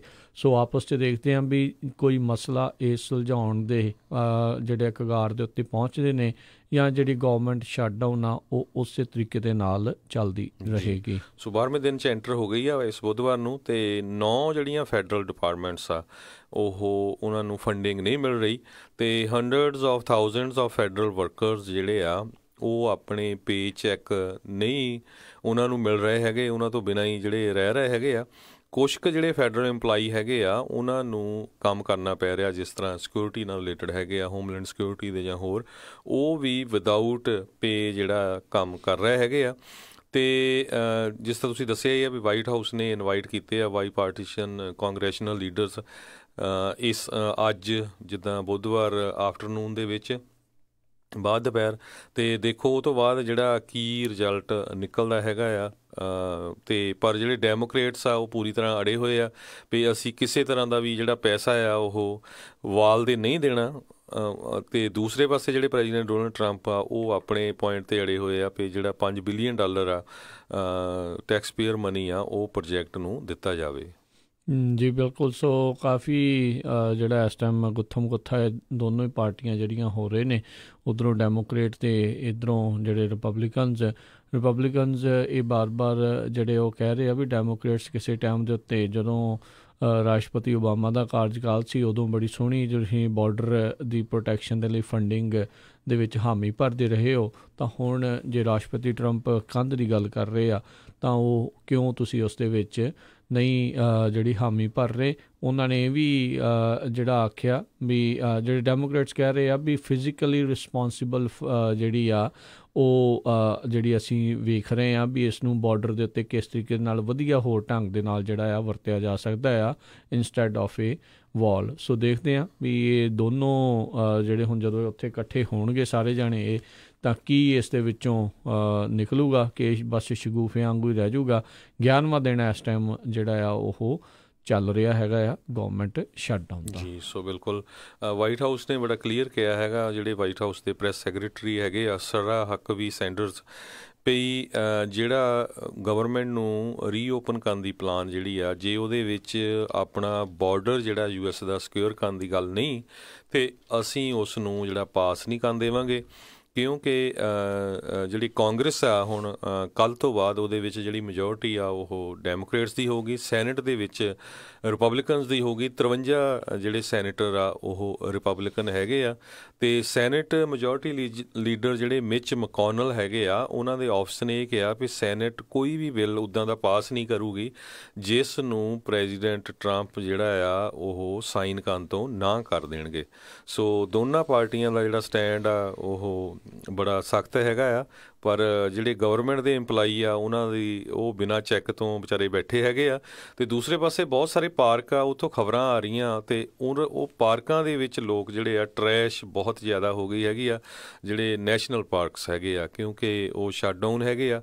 ਕੁਛ ਕੁ ਜਿਹੜੇ ਪਾਰਕਸ ਆ ਮੈਂ ਦੇਖ ਰਿਹਾ ਸੀ ਜਿਸ ਤਰ੍ਹਾਂ ਜੈਲੋਸਟੋਨ ਪਾਰਕ ਜਾਂ ਕੁਛ, ਉਹ ਜਿਹੜੇ ਆਂਢੀ ਗੁਆਂਢੀ ਜਿਹੜੇ ਰਹਿੰਦੇ ਲੋਕ ਉੱਥੇ ਉਹ ਵਲੰਟੀਅਰ ਵਰਕ ਕਰ ਰਹੇ ਆ, ਪਰ ਫਿਰ ਵੀ ਕਹਿੰਦੇ ਵੀ ਇੰਨੀ ਵੱਡੀ ਗਿਣਤੀ 'ਚ ਛੁੱਟੀਆਂ ਸੀਗੀਆਂ ਪਿਛਲੇ ਵੀਕ ਵੀ ਲੋਕ ਵਿਜ਼ਿਟ ਕਰਨ ਜਾਂਦੇ ਹੈਗੇ ਆ, ਅਤੇ ਉੱਥੇ ਜਿਹੜਾ ਆ ਟਰੈਸ਼ ਕਰ ਦਿੰਦੇ ਆ, ਅਤੇ ਟਰੈਸ਼ ਚੱਕਣ ਵਾਲਾ ਕੋਈ ਨਹੀਂ ਆ ਰਿਹਾ ਕਿਉਂਕਿ ਗਵਰਨਮੈਂਟ ਦੇ ਇੰਪਲਾਈ ਆ, ਉਹ ਗਵਰਨਮੈਂਟ ਦੀ ਪ੍ਰੋਪਰਟੀ ਹੈਗੇ ਆ। ਜੀ ਬਿਲਕੁਲ। ਯੋਸੇਮਿਟੀ ਪਾਰਕ ਜਾਂ ਹੋਰ ਕਈ ਥਾਵਾਂ ਦੇ ਉੱਤੇ, Rocky Mountain National Park, Yellowstone ਦਾ ਜਿੱਦਾਂ ਤੁਸੀਂ ਦੱਸਿਆ, ਪਿਨੈਕਲਸ ਨੈਸ਼ਨਲ ਪਾਰਕ, ਇਹਨਾਂ ਸਾਰੇ ਥਾਵਾਂ ਦੇ ਉੱਤੇ ਇਸ ਟਾਈਮ ਜਿੱਦਾਂ ਤੁਸੀਂ ਦੱਸਿਆ ਕਿਉਂਕਿ ਲੋਕ ਕਾਫੀ ਆ ਰਹੇ ਨੇ ਅਤੇ ਟਰੈਸ਼ ਵੀ ਓਨਾ ਹੀ ਜ਼ਿਆਦਾ ਜਿਹੜਾ ਇਕੱਠਾ ਹੋ ਰਿਹਾ ਹੈਗਾ ਆ, ਅਤੇ ਉਸ ਨੂੰ ਚੱਲਦੇ ਰੱਖਣਾ ਜਿਹੜਾ ਕੰਮ ਜਿਹੜਾ ਉਹਨਾਂ ਸਾਰਿਆਂ ਦੇ ਲਈ ਔਖਾ ਹੋਇਆ ਪਿਆ ਆ। ਸੋ ਮੇਕ ਸ਼ੋਰ ਕਰੋ ਵੀ ਜਦੋਂ ਵੀ ਕਿਸੇ ਨੇ ਕਿਤੇ ਵੀ ਘੁੰਮਣ ਜਾਣਾ ਆ, ਨੈਸ਼ਨਲ ਪਾਰਕਸ ਦੀ ਜਿਹੜੀ ਵੈਬਸਾਈਟ ਆ ਉਹ ਇੱਕ ਵਾਰੀ ਪਲੀਜ਼ ਚੈੱਕ ਕਰਕੇ ਹੀ ਜਿਹੜਾ ਆ ਉਹ ਜਾਇਆ ਜਾਵੇ। ਅਗਲੀ ਜਿਹੜੀ ਖਬਰ ਆ ਹਰਜੋਤ ਸਿੰਘ ਜੀ ਜਰਮਨੀ ਤੋਂ ਆ ਰਹੀ ਆ। ਇੱਕ ਜਿਹੜਾ ਫਾਰ ਰਾਈਟ ਜਿਹੜਾ ਕੰਜ਼ਰਵੇਟਿਵ ਬੰਦਾ ਸੀ, ਉਸਨੇ ਬਿਲਕੁਲ ਜਿੱਦਾਂ ਆਈਸਿਸ ਵਾਲੇ ਹਮਲਾ ਕਰਦੇ ਆ ਲੋਕਾਂ ਦੇ ਉੱਤੇ, ਉਸੇ ਤਰੀਕੇ ਦਾ ਅੱਤਵਾਦੀ ਹਮਲੇ ਦੇ ਵਾਂਗ ਹੀ ਜਿਹੜਾ ਇਸਨੇ ਹਮਲਾ ਕੀਤਾ। ਜਿਹੜੇ ਲੋਕ ਜਾ ਰਹੇ ਸੀਗੇ ਸਾਈਡ ਦੇ ਉੱਤੇ, ਉਸਨੇ ਕਾਰ ਦੇ ਨਾਲ ਜਿਹੜਾ ਆ ਉਹ ਉਹਨਾਂ ਲੋਕਾਂ ਦੇ ਉੱਤੇ ਗੱਡੀ ਜਿਹੜੀ ਆ ਉਹ ਚਾੜ੍ਹ ਦਿੱਤੀ। ਹੁਣ ਇਹ ਨਹੀਂ ਪਤਾ ਵੀ ਇਸ ਨੂੰ ਇਕੱਲਾ ਅਟੈਕ ਆਖਿਆ ਜਾਵੇ ਜਾਂ ਫਾਰ ਰਾਈਟ ਟੈਰਰਿਜ਼ਮ ਜਿਹੜਾ ਉਹ ਆਖਿਆ ਜਾਵੇ, ਪਰ ਇਹ ਹਮਲਾ ਬਹੁਤ ਹੀ ਨਿੰਦਣਯੋਗ ਜਿਹੜਾ ਹੋਇਆ ਆ। ਨਵੇਂ ਸਾਲ ਦੇ ਦਿਨ ਜਿਹੜਾ ਬਟਰੋਪ ਵੈਸਟਰਨ ਜਰਮਨੀ ਦੇ ਵਿੱਚ ਇਹ ਘਟਨਾ ਵਾਪਰੀ ਆ। 50 ਸਾਲਾਂ ਦਾ ਜਿਹੜਾ ਬੰਦਾ ਆ ਉਸ ਨੂੰ ਇਸ ਹਮਲੇ ਦੇ ਵਿੱਚ ਗ੍ਰਿਫਤਾਰ ਕੀਤਾ ਗਿਆ ਅਤੇ ਉਸ ਉੱਤੇ ਅਟੈਂਪਟਡ ਮਰਡਰ ਮੌਤ ਕਰਨ ਦੀ ਜਿਹੜੀ ਆ ਕੋਸ਼ਿਸ਼ ਦੇ ਵਜ੍ਹਾ ਜਿਹੜੇ ਚਾਰਜਿਸ ਆ ਉਹ ਉਸ ਦੇ ਉੱਤੇ ਆਇਦ ਕੀਤੇ ਜਾਣਗੇ। ਇਸ ਹਮਲੇ ਦੇ ਵਿੱਚ ਸੀਰੀਆ ਅਤੇ ਅਫਗਾਨਿਸਤਾਨ ਤੋਂ ਆਏ ਜਿਹੜੇ ਮਾਈਗਰੈਂਟ ਸਾਈਡ 'ਤੇ ਜਾ ਰਹੇ ਸੀ, ਉਸਨੇ ਉਹਨਾਂ ਉੱਤੇ ਜਿਹੜੀ ਗੱਡੀ ਆ ਇਹ ਚਾੜ੍ਹੀ ਆ। ਸੋ ਜਿੱਦਾਂ ਜਿਹੜੇ ਆਈਸਿਸ ਵਾਲੇ ਆ ਉੱਥੇ ਆਮ ਲੋਕਾਂ ਦੇ ਉੱਤੇ ਗੱਡੀ ਚਾੜ੍ਹਦੇ ਆ, ਇਸ ਫਾਰ ਰਾਈਟ ਵਾਲੇ ਜਿਹੜੇ ਬੰਦੇ ਨੇ ਉਹਨਾਂ ਇਮੀਗਰੈਂਟਸ ਦੇ ਉੱਤੇ ਜਿਹੜੀ ਗੱਡੀ ਚਾੜ੍ਹ ਗਈ, ਜਿਸ ਦੇ ਵਿੱਚ 4 ਸਾਲਾਂ ਦਾ ਇੱਕ ਬੱਚਾ ਅਤੇ 10 ਸਾਲਾਂ ਦੀ ਇੱਕ ਕੁੜੀ ਸੀ। ਅਤੇ ਕੁੱਲ ਕਹਿੰਦੇ 8 ਬੰਦੇ ਇਸ ਦੇ ਵਿੱਚ ਇੰਜਰਡ ਹੋਏ ਨੇ। ਅਤੇ ਉਹ ਕਾਫੀ ਜਿਹੜੇ ਲੋਕ ਆ ਉਹ ਜਿਹੜੇ ਸਾਈਡ 'ਤੇ ਜਾ ਰਹੇ ਸੀਗੇ, ਉਹਨਾਂ ਦੇ ਵਿੱਚੋਂ ਉਹ ਮੈਜੋਰਟੀ ਇਮੀਗਰੈਂਟਸ ਹੀ ਸੀਗੇ ਜੀ। ਅਤੇ ਅਗਲੀ ਖਬਰ ਵੱਲ ਚੱਲੀਏ ਜਿਹੜੀ ਟਰੱਕਿੰਗ ਇੰਡਸਟਰੀ ਨਾਲ ਵੀ ਰਿਲੇਟਡ ਹੈ। ਕਹਿੰਦੇ ਵੀ 2018 ਦਾ ਸੰਨ ਜਿਹੜਾ ਆ ਉਸ ਨੂੰ ELD ਦਾ ਜਿਹੜਾ ਸੰਨ ਕਿਹਾ ਜਾ ਸਕਦਾ ਆ, ਇਲੈਕਟ੍ਰੋਨਿਕ ਲੌਗਿੰਗ ਡਿਵਾਈਸਿਸ ਦਾ। ਅਤੇ 2019 ਦੇ ਵਿੱਚ ਜਿਨ੍ਹਾਂ ਦੇ ਕੋਲ AOVRD ਸੀਗੇ, ਹੁਣ ਉਹਨਾਂ ਨੂੰ ਵੀ ਜਿਹੜੀ ਆ ELD ਲਾਉਣੀ ਪਊਗੀ। ਅਪ੍ਰੈਲ 1, 2018 ਨੂੰ ਜਿਹੜਾ ELD ਦਾ ਲਾਅ ਸੀਗਾ ਉਹ ਪਾਸ ਹੋ ਗਿਆ ਸੀ ਅਤੇ ਜਿੰਨੇ ਵੀ ਟਰੱਕਰ ਸੀ ਉਹਨਾਂ ਨੂੰ ਲਾਉਣੀ ਪਈ ਸੀ। ਅਤੇ ਜਿਹੜੇ ਆਟੋਮੈਟਿਕ ਔਨਬੋਰਡ ਰਿਕਾਰਡਿੰਗ ਡਿਵਾਈਸਿਸ ਦਸੰਬਰ 17, 2017 ਤੋਂ ਪਹਿਲਾਂ ਲਾਉਂਦੇ ਸੀ, ਉਹਨਾਂ ਨੂੰ ਉਹਨਾਂ ਨੇ ਕੰਟੀਨਿਊ ਕਰਨ ਦਿੱਤਾ ਸੀ। ਅਤੇ ਜਿਹੜੀ ਡੈਡਲਾਈਨ ਆ ਹੁਣ AOVRDs ਨੂੰ ELD ਦੇ ਵਿੱਚ ਕਨਵਰਟ ਕਰਨ ਦੀ ਦਸੰਬਰ 16, 2019 ਆ। ਸੋ ਆਹ ਸਾਲ ਦੇ ਐਂਡ ਤੱਕ ਜਿੰਨੇ ਵੀ ਟਰੱਕ ਹੈਗੇ ਆ USA ਦੇ ਵਿੱਚ, ਉਹਨਾਂ ਸਾਰਿਆਂ ਦੇ ਉੱਤੇ ਜਿਹੜੀ ਆ ELD ਲੱਗੀ ਜਾਊਗੀ। ਜੀ ਬਿਲਕੁਲ। ਸੋ ਜਿਹਨਾਂ ਨੇ AOVRD ਵੀ ਜਿਹੜੇ ਲਾਏ ਹੋਏ ਸੀਗੇ, ਆਪਾਂ ਇਸ ਦੇ ਬਾਰੇ ਜਿਹੜੀ ਕਾਫੀ ਚਰਚਾ ਜਿਹੜੀ ਅਪਡੇਟ ਅਮਰੀਕਾ ਸੀ ਵਿਸ਼ੇਸ਼ ਨਿਚਰਵਾਲ ਨੂੰ ਕਰਦੇ ਹਾਂ, ਉਸ ਦੇ ਵਿੱਚ ਖੁੱਲ੍ਹ ਕੇ ਜਿਹੜੀ ਉਹ ਕੀਤੀ ਆ। ਅਤੇ ਉਹਦੇ ਵਿੱਚ ਵੀ ਜਿਹੜੀ ਇਹ ਚੀਜ਼ ਕਲੀਅਰ ਆ ਵੀ ਜੇਕਰ ਤੁਹਾਨੂੰ ਕੋਈ ਅਜੇ ਵੀ AOVRD ਲਵਾ ਕੇ ਦੇ ਰਿਹਾ ਆ ਤਾਂ ਉਹ ਤੁਹਾਡੇ ਨਾਲ ਇੱਕ ਹਿਸਾਬ ਦੇ ਨਾਲ ਨੁਕਸਾਨ ਤੁਹਾਡਾ ਹੀ ਜਿਹੜਾ ਉਹ ਕਰ ਰਿਹਾ। ਖੁਦ ਵੀ ਤੁਸੀਂ ਨਾ ਲਵਾਓ ਅਤੇ ਨਾ ਹੀ ਜਿਹੜਾ ਕਿਸੇ ਨੂੰ ਆਖੋ, ਕਿਉਂਕਿ ਬਹੁਤ ਸਾਰੀਆਂ ਕੰਪਨੀਆਂ ਇਸ ਦੇ ਵਿੱਚੋਂ ਭੱਜ ਰਹੀਆਂ ਨੇ। ਹੁਣ ਕੁਮਨਸ ਵਰਗੇ ਜਿਹੜੇ ਇੱਕ ਕੰਪਨੀ ਕਾਫੀ ਮਸ਼ਹੂਰ ਕੰਪਨੀ ਹੈ ਟਰੱਕਿੰਗ ਦੇ ਨਾਲ ਜੁੜੀ ਹੋਈ, ਉਹ ਵੀ ਆਪਣੇ ਪ੍ਰੋਜੈਕਟ ਨੂੰ ਟੋਟਲੀ ਉਹਨਾਂ ਨੇ ਬੰਦ ਕਰ ਦਿੱਤਾ, ਇਸ ਬ੍ਰਾਂਚ ਨੂੰ ਵੀ। ਉਹ ਵੀ ELD ਦੇ ਵਿੱਚੋਂ ਬਾਹਰ ਆ ਚੁੱਕੇ ਆ। ਅਤੇ ਜਿਹੜੀਆਂ ਕੋਈ ਕਹਿ ਲਓ ਵੀ ਫੇਮਸ ਅਤੇ ਜਾਂ ਤੁਸੀਂ ਕਹਿ ਲਓ ਵੀ ਜਿਹੜੀਆਂ ਲੰਮੇ ਸਮੇਂ ਤੋਂ ਚੱਲ ਰਹੀਆਂ ਆ, ਉਹਨਾਂ ਦੇ ਨਾਲ ਹੀ ਤੁਸੀਂ ਜਿਹੜਾ ਡੈਫੀਨੇਟਲੀ ਸੰਪਰਕ ਤੁਸੀਂ ਕਰੋ। ਅਤੇ ELD ਤਾਂ ਜਿਹੜੀ ਇਹ ਡੈਫੀਨੇਟਲੀ ਹੁਣ ਲੱਗਣੀ ਹੀ ਲੱਗਣੀ ਹੈਗੀ ਆ। ਅਗਲੀ ਜਿਹੜੀ ਖਬਰ ਉਸ ਦੇ ਉੱਤੇ ਨਜ਼ਰ ਮਾਰਦੇ ਹਾਂ, ਡੈਨਮਾਰਕ ਤੋਂ ਇਹ ਖਬਰ ਆ ਰਹੀ ਆ। ਮੰਦਭਾਗੀ ਘਟਨਾ ਵਾਪਰੀ ਆ ਡੈਨਮਾਰਕ ਦੇ ਵਿੱਚ। ਇੱਕ ਰੇਲ ਹਾਦਸਾ ਜਿਹੜਾ ਹੋਇਆ, ਜਿਸ ਦੇ ਵਿੱਚ 6 ਜਾਣਿਆਂ ਦੇ ਮਾਰੇ ਜਾਣ ਦੀ ਖਬਰ ਆ ਰਹੀ ਆ। 16 ਜਾਣੇ ਇਸ ਦੇ ਵਿੱਚ ਜ਼ਖਮੀ ਹੋਏ ਨੇ। ਇੱਕ ਪੈਸੰਜਰ ਟ੍ਰੇਨ ਕਹਿੰਦੇ ਇੱਕ ਬੜੇ ਲੰਬੇ ਬ੍ਰਿਜ ਤੋਂ 2 ਆਈਲੈਂਡਸ ਦੇ ਵਿਚਕਾਰ 2 ਟਾਪੂਆਂ ਦੇ ਦਰਮਿਆਨ ਜਿਹੜਾ ਹੈਗਾ ਆ ਸੈਂਟਰਲ ਡੈਨਮਾਰਕ 'ਚ, ਉੱਥੇ ਜਾ ਰਹੀ ਸੀ। ਜਦ ਟ੍ਰੇਨ ਦੇ ਵਿੱਚ ਕੁਛ ਜਿਹੜਾ ਆ ਕੇ ਡਿੱਗਾ, ਅਤੇ ਇਹ ਕਹਿੰਦੇ ਜਿਹੜੀ ਕੋਈ ਫਰੇਟ ਟ੍ਰੇਨ ਮਾਲ ਗੱਡੀ ਜਿਹੜੀ ਜਾ ਰਹੀ ਸੀ, ਉਸ ਦੇ ਵਿੱਚ ਕੋਈ ਚੀਜ਼ ਡਿੱਗਣ ਦੇ ਕਰਕੇ ਉਸ ਦੇ ਵਿੱਚ ਆ ਕੇ ਵੱਜੀ ਆ। ਤਕਰੀਬਨ ਸਵੇਰੇ 7:30 ਵਜੇ ਇਹ ਡੈਨਮਾਰਕ ਦੇ ਵਿੱਚ ਘਟਨਾ ਵਾਪਰੀ ਆ। ਅਤੇ ਅਚਾਨਕ ਫਿਰ ਜਦੋਂ ਗੱਡੀ ਜਿਹੜੀ ਹੈ ਰੁਕੀ ਵੀ, ਅਤੇ ਇਹਦੇ ਕਰਕੇ ਫਿਰ ਜਿਹੜੇ 6 ਲੋਕ ਉਸ ਦੇ ਵਿੱਚ ਮਾਰੇ ਗਏ ਆ। ਘੱਟ ਵੈਸੇ ਹਰਜੋਤ ਸਿੰਘ ਜੀ ਇੱਦਾਂ ਅਚਾਨਕ ਜਿਹੜਾ ਸੁਣਨ ਨੂੰ ਮਿਲਦਾ ਆ, ਅਤੇ ਇਹ ਬਹੁਤ ਮੰਦਭਾਗੀ ਜਿਹੜੀ ਘਟਨਾ ਡੈਨਮਾਰਕ ਦੇ ਵਿੱਚ ਵਾਪਰੀ ਹੈ ਜੀ। ਅਗਲੀ ਖਬਰ ਜਿਹੜੀ UK ਤੋਂ ਆ ਰਹੀ ਆ। UK ਦੇ ਵਿੱਚ ਜਿਹੜੀ ਆ ਹੁਣ ਇੰਗਲੈਂਡ ਦੀ ਗਵਰਨਮੈਂਟ ਸੋਚ ਰਹੀ ਆ ਵੀ ਹੰਡਰਡਸ ਆਫ ਜਿਹੜੇ ਲੋਕ ਹੈਗੇ ਆ ਇਲੀਗਲੀ ਇੰਗਲੈਂਡ ਦੇ ਵਿੱਚ ਐਂਟਰ ਕਰ ਰਹੇ ਆ, ਕੋਈ ਬੋਟਸ ਦੇ ਰਾਹੀਂ, ਕੋਈ ਕਿਸੇ ਦੇ ਰਾਹੀਂ। ਫਿਰ ਉਹ ਪੋਲੀਟੀਕਲ ਅਸਾਈਲਮ ਅਪਲਾਈ ਕਰਦੇ। ਉਹ ਸੋਚ ਰਹੇ ਵੀ ਲੋਕ ਪੋਲੀਟੀਕਲ ਅਸਾਈਲਮ ਇਹ ਸਹੀ ਵੀ ਅਪਲਾਈ ਕਰ ਰਹੇ ਆ ਜਾਂ ਸਿਰਫ ਐਂਟਰ ਹੋਣ ਦੇ ਲਈ ਕਰ ਰਹੇ ਆ, ਕਿਉਂਕਿ ਉੱਥੇ ਵੀ ਜਿਹੜੀ ਵੇਵ ਆ ਹੁਣ ਐਂਟੀ ਇਮੀਗਰੈਂਟ ਬਹੁਤ ਚੱਲ ਰਹੀ ਆ। ਆਪਾਂ ਦੇਖਿਆ ਫਰਾਂਸ ਦੇ ਵਿੱਚ, ਜਰਮਨ ਦੇ ਵਿੱਚ ਜਿਹੜਾ ਆ ਐਂਟੀ ਇਮੀਗਰੈਂਟ ਵੇਵ ਬਹੁਤ ਚੱਲ ਰਹੀ ਆ। ਅਤੇ ਜਿਹੜੇ UK ਦੇ ਹੋਮ ਸੈਕਟਰੀ ਹੈਗੇ ਆ ਸਾਜਿਦ ਜਾਵੇਦ, ਉਹਨਾਂ ਨੇ ਇਹ ਕਿਹਾ ਆ ਵੀ ਜਦੋਂ ਪੋਲੀਟੀਕਲ ਅਸਾਈਲਮ ਵਾਲੇ ਲੋਕ UK ਨੂੰ ਆਉਂਦੇ ਆ ਅਤੇ ਉਹ ਫਰਾਂਸ ਲੰਘ ਕੇ ਵੀ ਆਉਂਦੇ, ਹੋਰ ਮੁਲਕ ਲੰਘ ਕੇ ਵੀ ਆਉਂਦੇ, ਉੱਥੇ ਕਿਉਂ ਨਹੀਂ ਉਹ ਪੋਲੀਟੀਕਲ ਅਸਾਈਲਮ ਅਪਲਾਈ ਕਰਦੇ।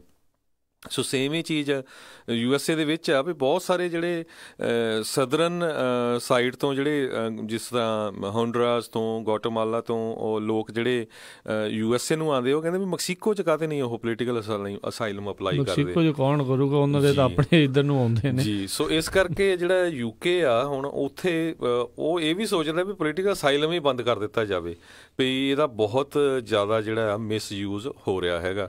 ਸੋ ਇੱਕ ਤਰ੍ਹਾਂ ਨਾਲ ਜਿਹੜਾ ਇੰਗਲੈਂਡ ਨੂੰ ਬ੍ਰੈਕਸਿਟ ਜਿਹੜਾ ਉਹ ਨਹੀਂ ਹੋਇਆ ਸੀ ਬਾਕੀ ਮੁਲਕਾਂ ਨਾਲੋਂ, ਉਹਨਾਂ ਦੀ ਇਕੋਨਮੀ ਦੇ ਉੱਤੇ ਬਹੁਤ ਅਸਰ ਪਿਆ ਸੀ, ਜਿਹਦੇ ਕਰਕੇ ਜਿਹੜਾ UK ਵਾਲਿਆਂ ਨੂੰ ਅਲੱਗ ਹੋਣਾ ਪਿਆ, ਕਿਉਂਕਿ ਆਲੇ ਦੁਆਲੇ ਦੇ ਜਿੰਨੇ ਵੀ ਯੂਰਪੀਅਨ ਯੂਨੀਅਨ ਦੇ ਮੁਲਕ ਸੀਗੇ ਜਿੱਥੇ ਇਕੋਨਮੀ ਬੈਡ ਸੀਗੀ, ਉੱਥੇ ਦੇ ਲੋਕ ਜਿਹੜੇ ਆ ਕੇ UK ਦੇ ਵਿੱਚ ਵੜ ਗਏ ਪੂਰੀ ਤਰ੍ਹਾਂ, ਅਤੇ ਫਿਰ ਉੱਥੇ ਜਿਹੜੀਆਂ ਲੋਕਾਂ ਨੂੰ ਜੋਬਸ ਨਹੀਂ ਮਿਲੀਆਂ, ਅਤੇ ਕਿਉਂਕਿ ਬੈਨੀਫਿਟਸ ਵਗੈਰਾ ਉੱਥੇ ਕਾਫੀ ਹੁੰਦੇ ਸੀ।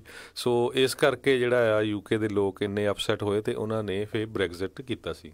ਇੱਥੇ ਇੱਕ ਚੀਜ਼ ਜ਼ਰੂਰ ਕਹਿਣਾ ਚਾਹੁੰਦੇ ਹਾਂ, ਜਿਹੜਾ ਪ੍ਰਵਾਸ ਦਾ ਆ ਇਹ ਇੱਕ ਇਨਸਾਨੀ ਹੱਕ ਆ। ਕੋਈ ਵੀ ਬੰਦਾ ਕਿਤੇ ਵੀ ਆ ਕੇ ਜਿਹੜਾ ਵਸਣ ਦੀ ਇੱਛਾ ਜਿਹੜੀ ਉਹ ਲੈ ਕੇ ਚੱਲਦਾ ਹੈ। ਆਪਾਂ ਵੀ ਇੱਥੇ ਸਾਰੇ ਜਣੇ ਆ ਕੇ ਅਮਰੀਕਾ ਜਾ ਕੇ ਪ੍ਰਵਾਸ ਕਰਕੇ ਆ ਕੇ ਵਸੇ ਆ, ਕੋਈ ਅਸਾਈਲਮ ਦੇ ਜ਼ਰੀਏ ਆਇਆ ਆ, ਕੋਈ ਕਿਸੇ ਤਰੀਕੇ ਦੇ ਨਾਲ, ਜਿੱਦਾਂ ਵੀ ਫਿਰ ਉੱਥੋਂ ਦੇ ਕਾਨੂੰਨ ਜਿਹੜੇ ਉਹ ਬਣਦੇ ਗਏ ਆ। ਜੇ ਕੋਈ ਕਿਸੇ ਜਗ੍ਹਾ ਤੋਂ ਸੰਤੁਸ਼ਟ ਹੈਗਾ ਆ, ਉਹ ਜਾਣ ਦਾ ਹੱਕ ਆ। ਦੇਖੋ ਜਦੋਂ ਧਰਤੀ ਚਲੋ ਚਾਹੇ ਸਿਰਜੀ ਗਈ ਸੀ, ਉਦੋਂ ਤਾਂ ਕੋਈ ਮੁਲਕ ਵਗੈਰਾ ਨਹੀਂ ਸੀ, ਸਾਰੇ ਜਾਣੇ ਜਿੱਥੇ ਮਰਜ਼ੀ ਆਉਣ ਜਾਣ ਵਾਲੇ ਸੀਗੇ, ਪਰ ਲੋਕਾਂ ਨੇ ਆਪੋ ਆਪਣੇ ਜਿਹੜੇ ਆ ਦਾਇਰੇ ਜਿਹੜੇ ਉਹ ਜ਼ਰੂਰ ਬਣਾ ਲਏ ਨੇ। ਹੁਣ ਜੇ ਕਿਸੇ ਦੇ ਮੁਲਕਾਂ ਦੇ ਵਿੱਚ ਬੰਬ ਹੀ ਡਿੱਗੀ ਜਾਣਗੇ ਤਾਂ ਵਿਚਾਰਾ ਉੱਥੇ ਕਿੱਦਾਂ ਰਹਿ ਕੇ ਵੀ ਜਿਹੜਾ ਉਹਦਾ ਸਰੂਗਾ।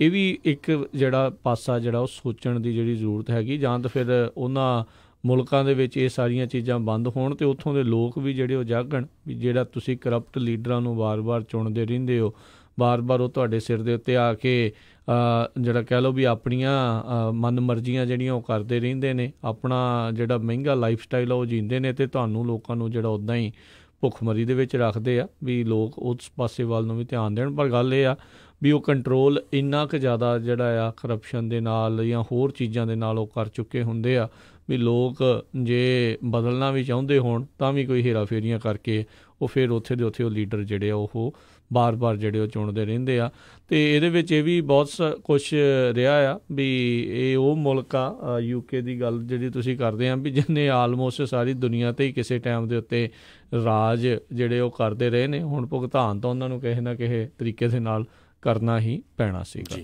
ਅਤੇ ਸਾਡਾ ਸਮਾਂ ਵੀ ਬ੍ਰੇਕ ਦਾ ਹੋਣ ਵਾਲਾ, ਅਤੇ ਬ੍ਰੇਕ ਤੋਂ ਬਾਅਦ ਆਪਾਂ 2019 ਦੇ ਵਿੱਚ ਇਮੀਗ੍ਰੇਸ਼ਨ ਦੇ ਨਾਲ US ਦੇ ਵਿੱਚ ਬਹੁਤ ਸਾਰੀਆਂ ਚੇਂਜਸ ਆ ਰਹੀਆਂ, ਕਿਹੜੇ ਟੌਪਿਕਸ ਹੌਟ ਰਹਿਣਗੇ ਉਹ ਤੁਹਾਡੇ ਨਾਲ ਜ਼ਰੂਰ ਡਿਸਕਸ ਕਰਾਂਗੇ।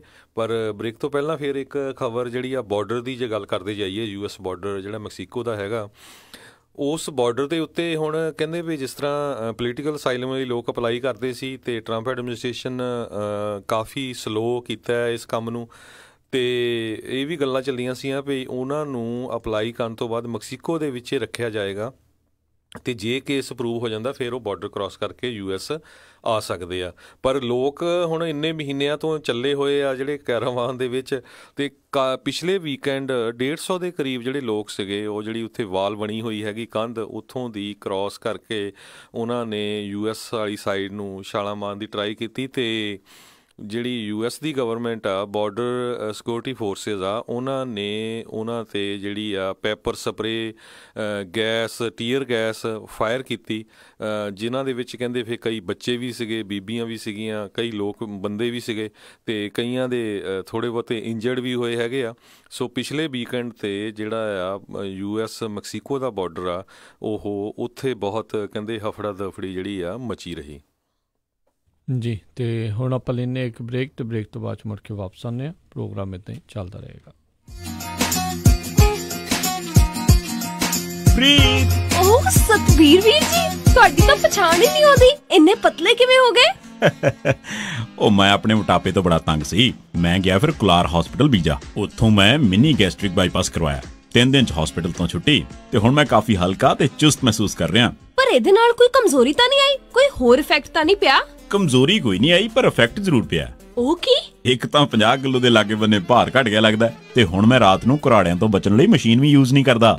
ਕੁਲਾਰ ਹਸਪੀਟਲ। ਜੇਕਰ ਤੁਸੀਂ ਵੀ ਮੋਟਾਪਾ ਜਾਂ ਮੋਟਾਪੇ ਨਾਲ ਸੰਬੰਧਿਤ ਬਿਮਾਰੀਆਂ ਤੋਂ ਪਰੇਸ਼ਾਨ ਹੋ ਤਾਂ ਇੱਕ ਵਾਰ ਜ਼ਰੂਰ ਪਹੁੰਚੋ। ਅਮਰੀਕਾ ਦੇ number 1 MGB surgeon doctor Robert Rutledge ਵੱਲੋਂ ਸਰਟੀਫਾਈਡ ਡਾਕਟਰ KS ਕੁਲਾਰ ਦੁਆਰਾ ਚਲਾਇਆ ਜਾ ਰਿਹਾ centre Kular hospital, GT road, Bija, Khanna. Call 9878090001 98780 90001 और विजिट www.kularhospital.com। अच्छा गल सुन, मेरी शुगर भी ठीक है ते इंसुलिन भी बंद होगी।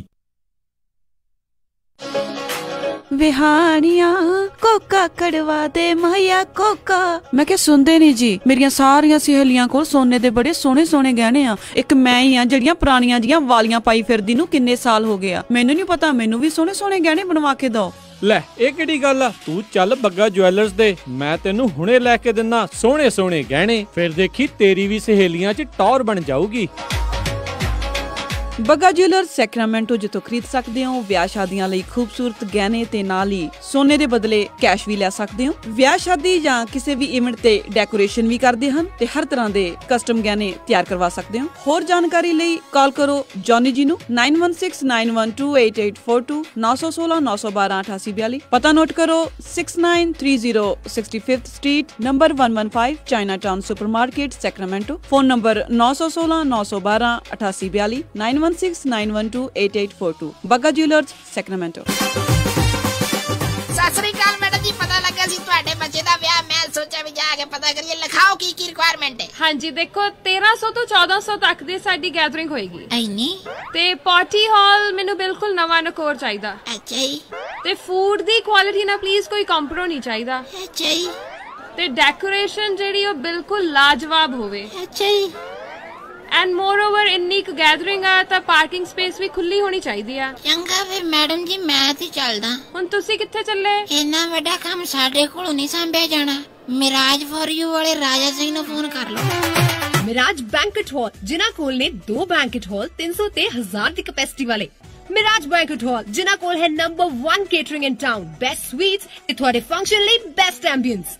For more information, call Raja Singh 9168656659 या परमप्रीत सिंह डड्डी 6615103143। ਹਾਂਜੀ ਕੀ ਗੱਲ?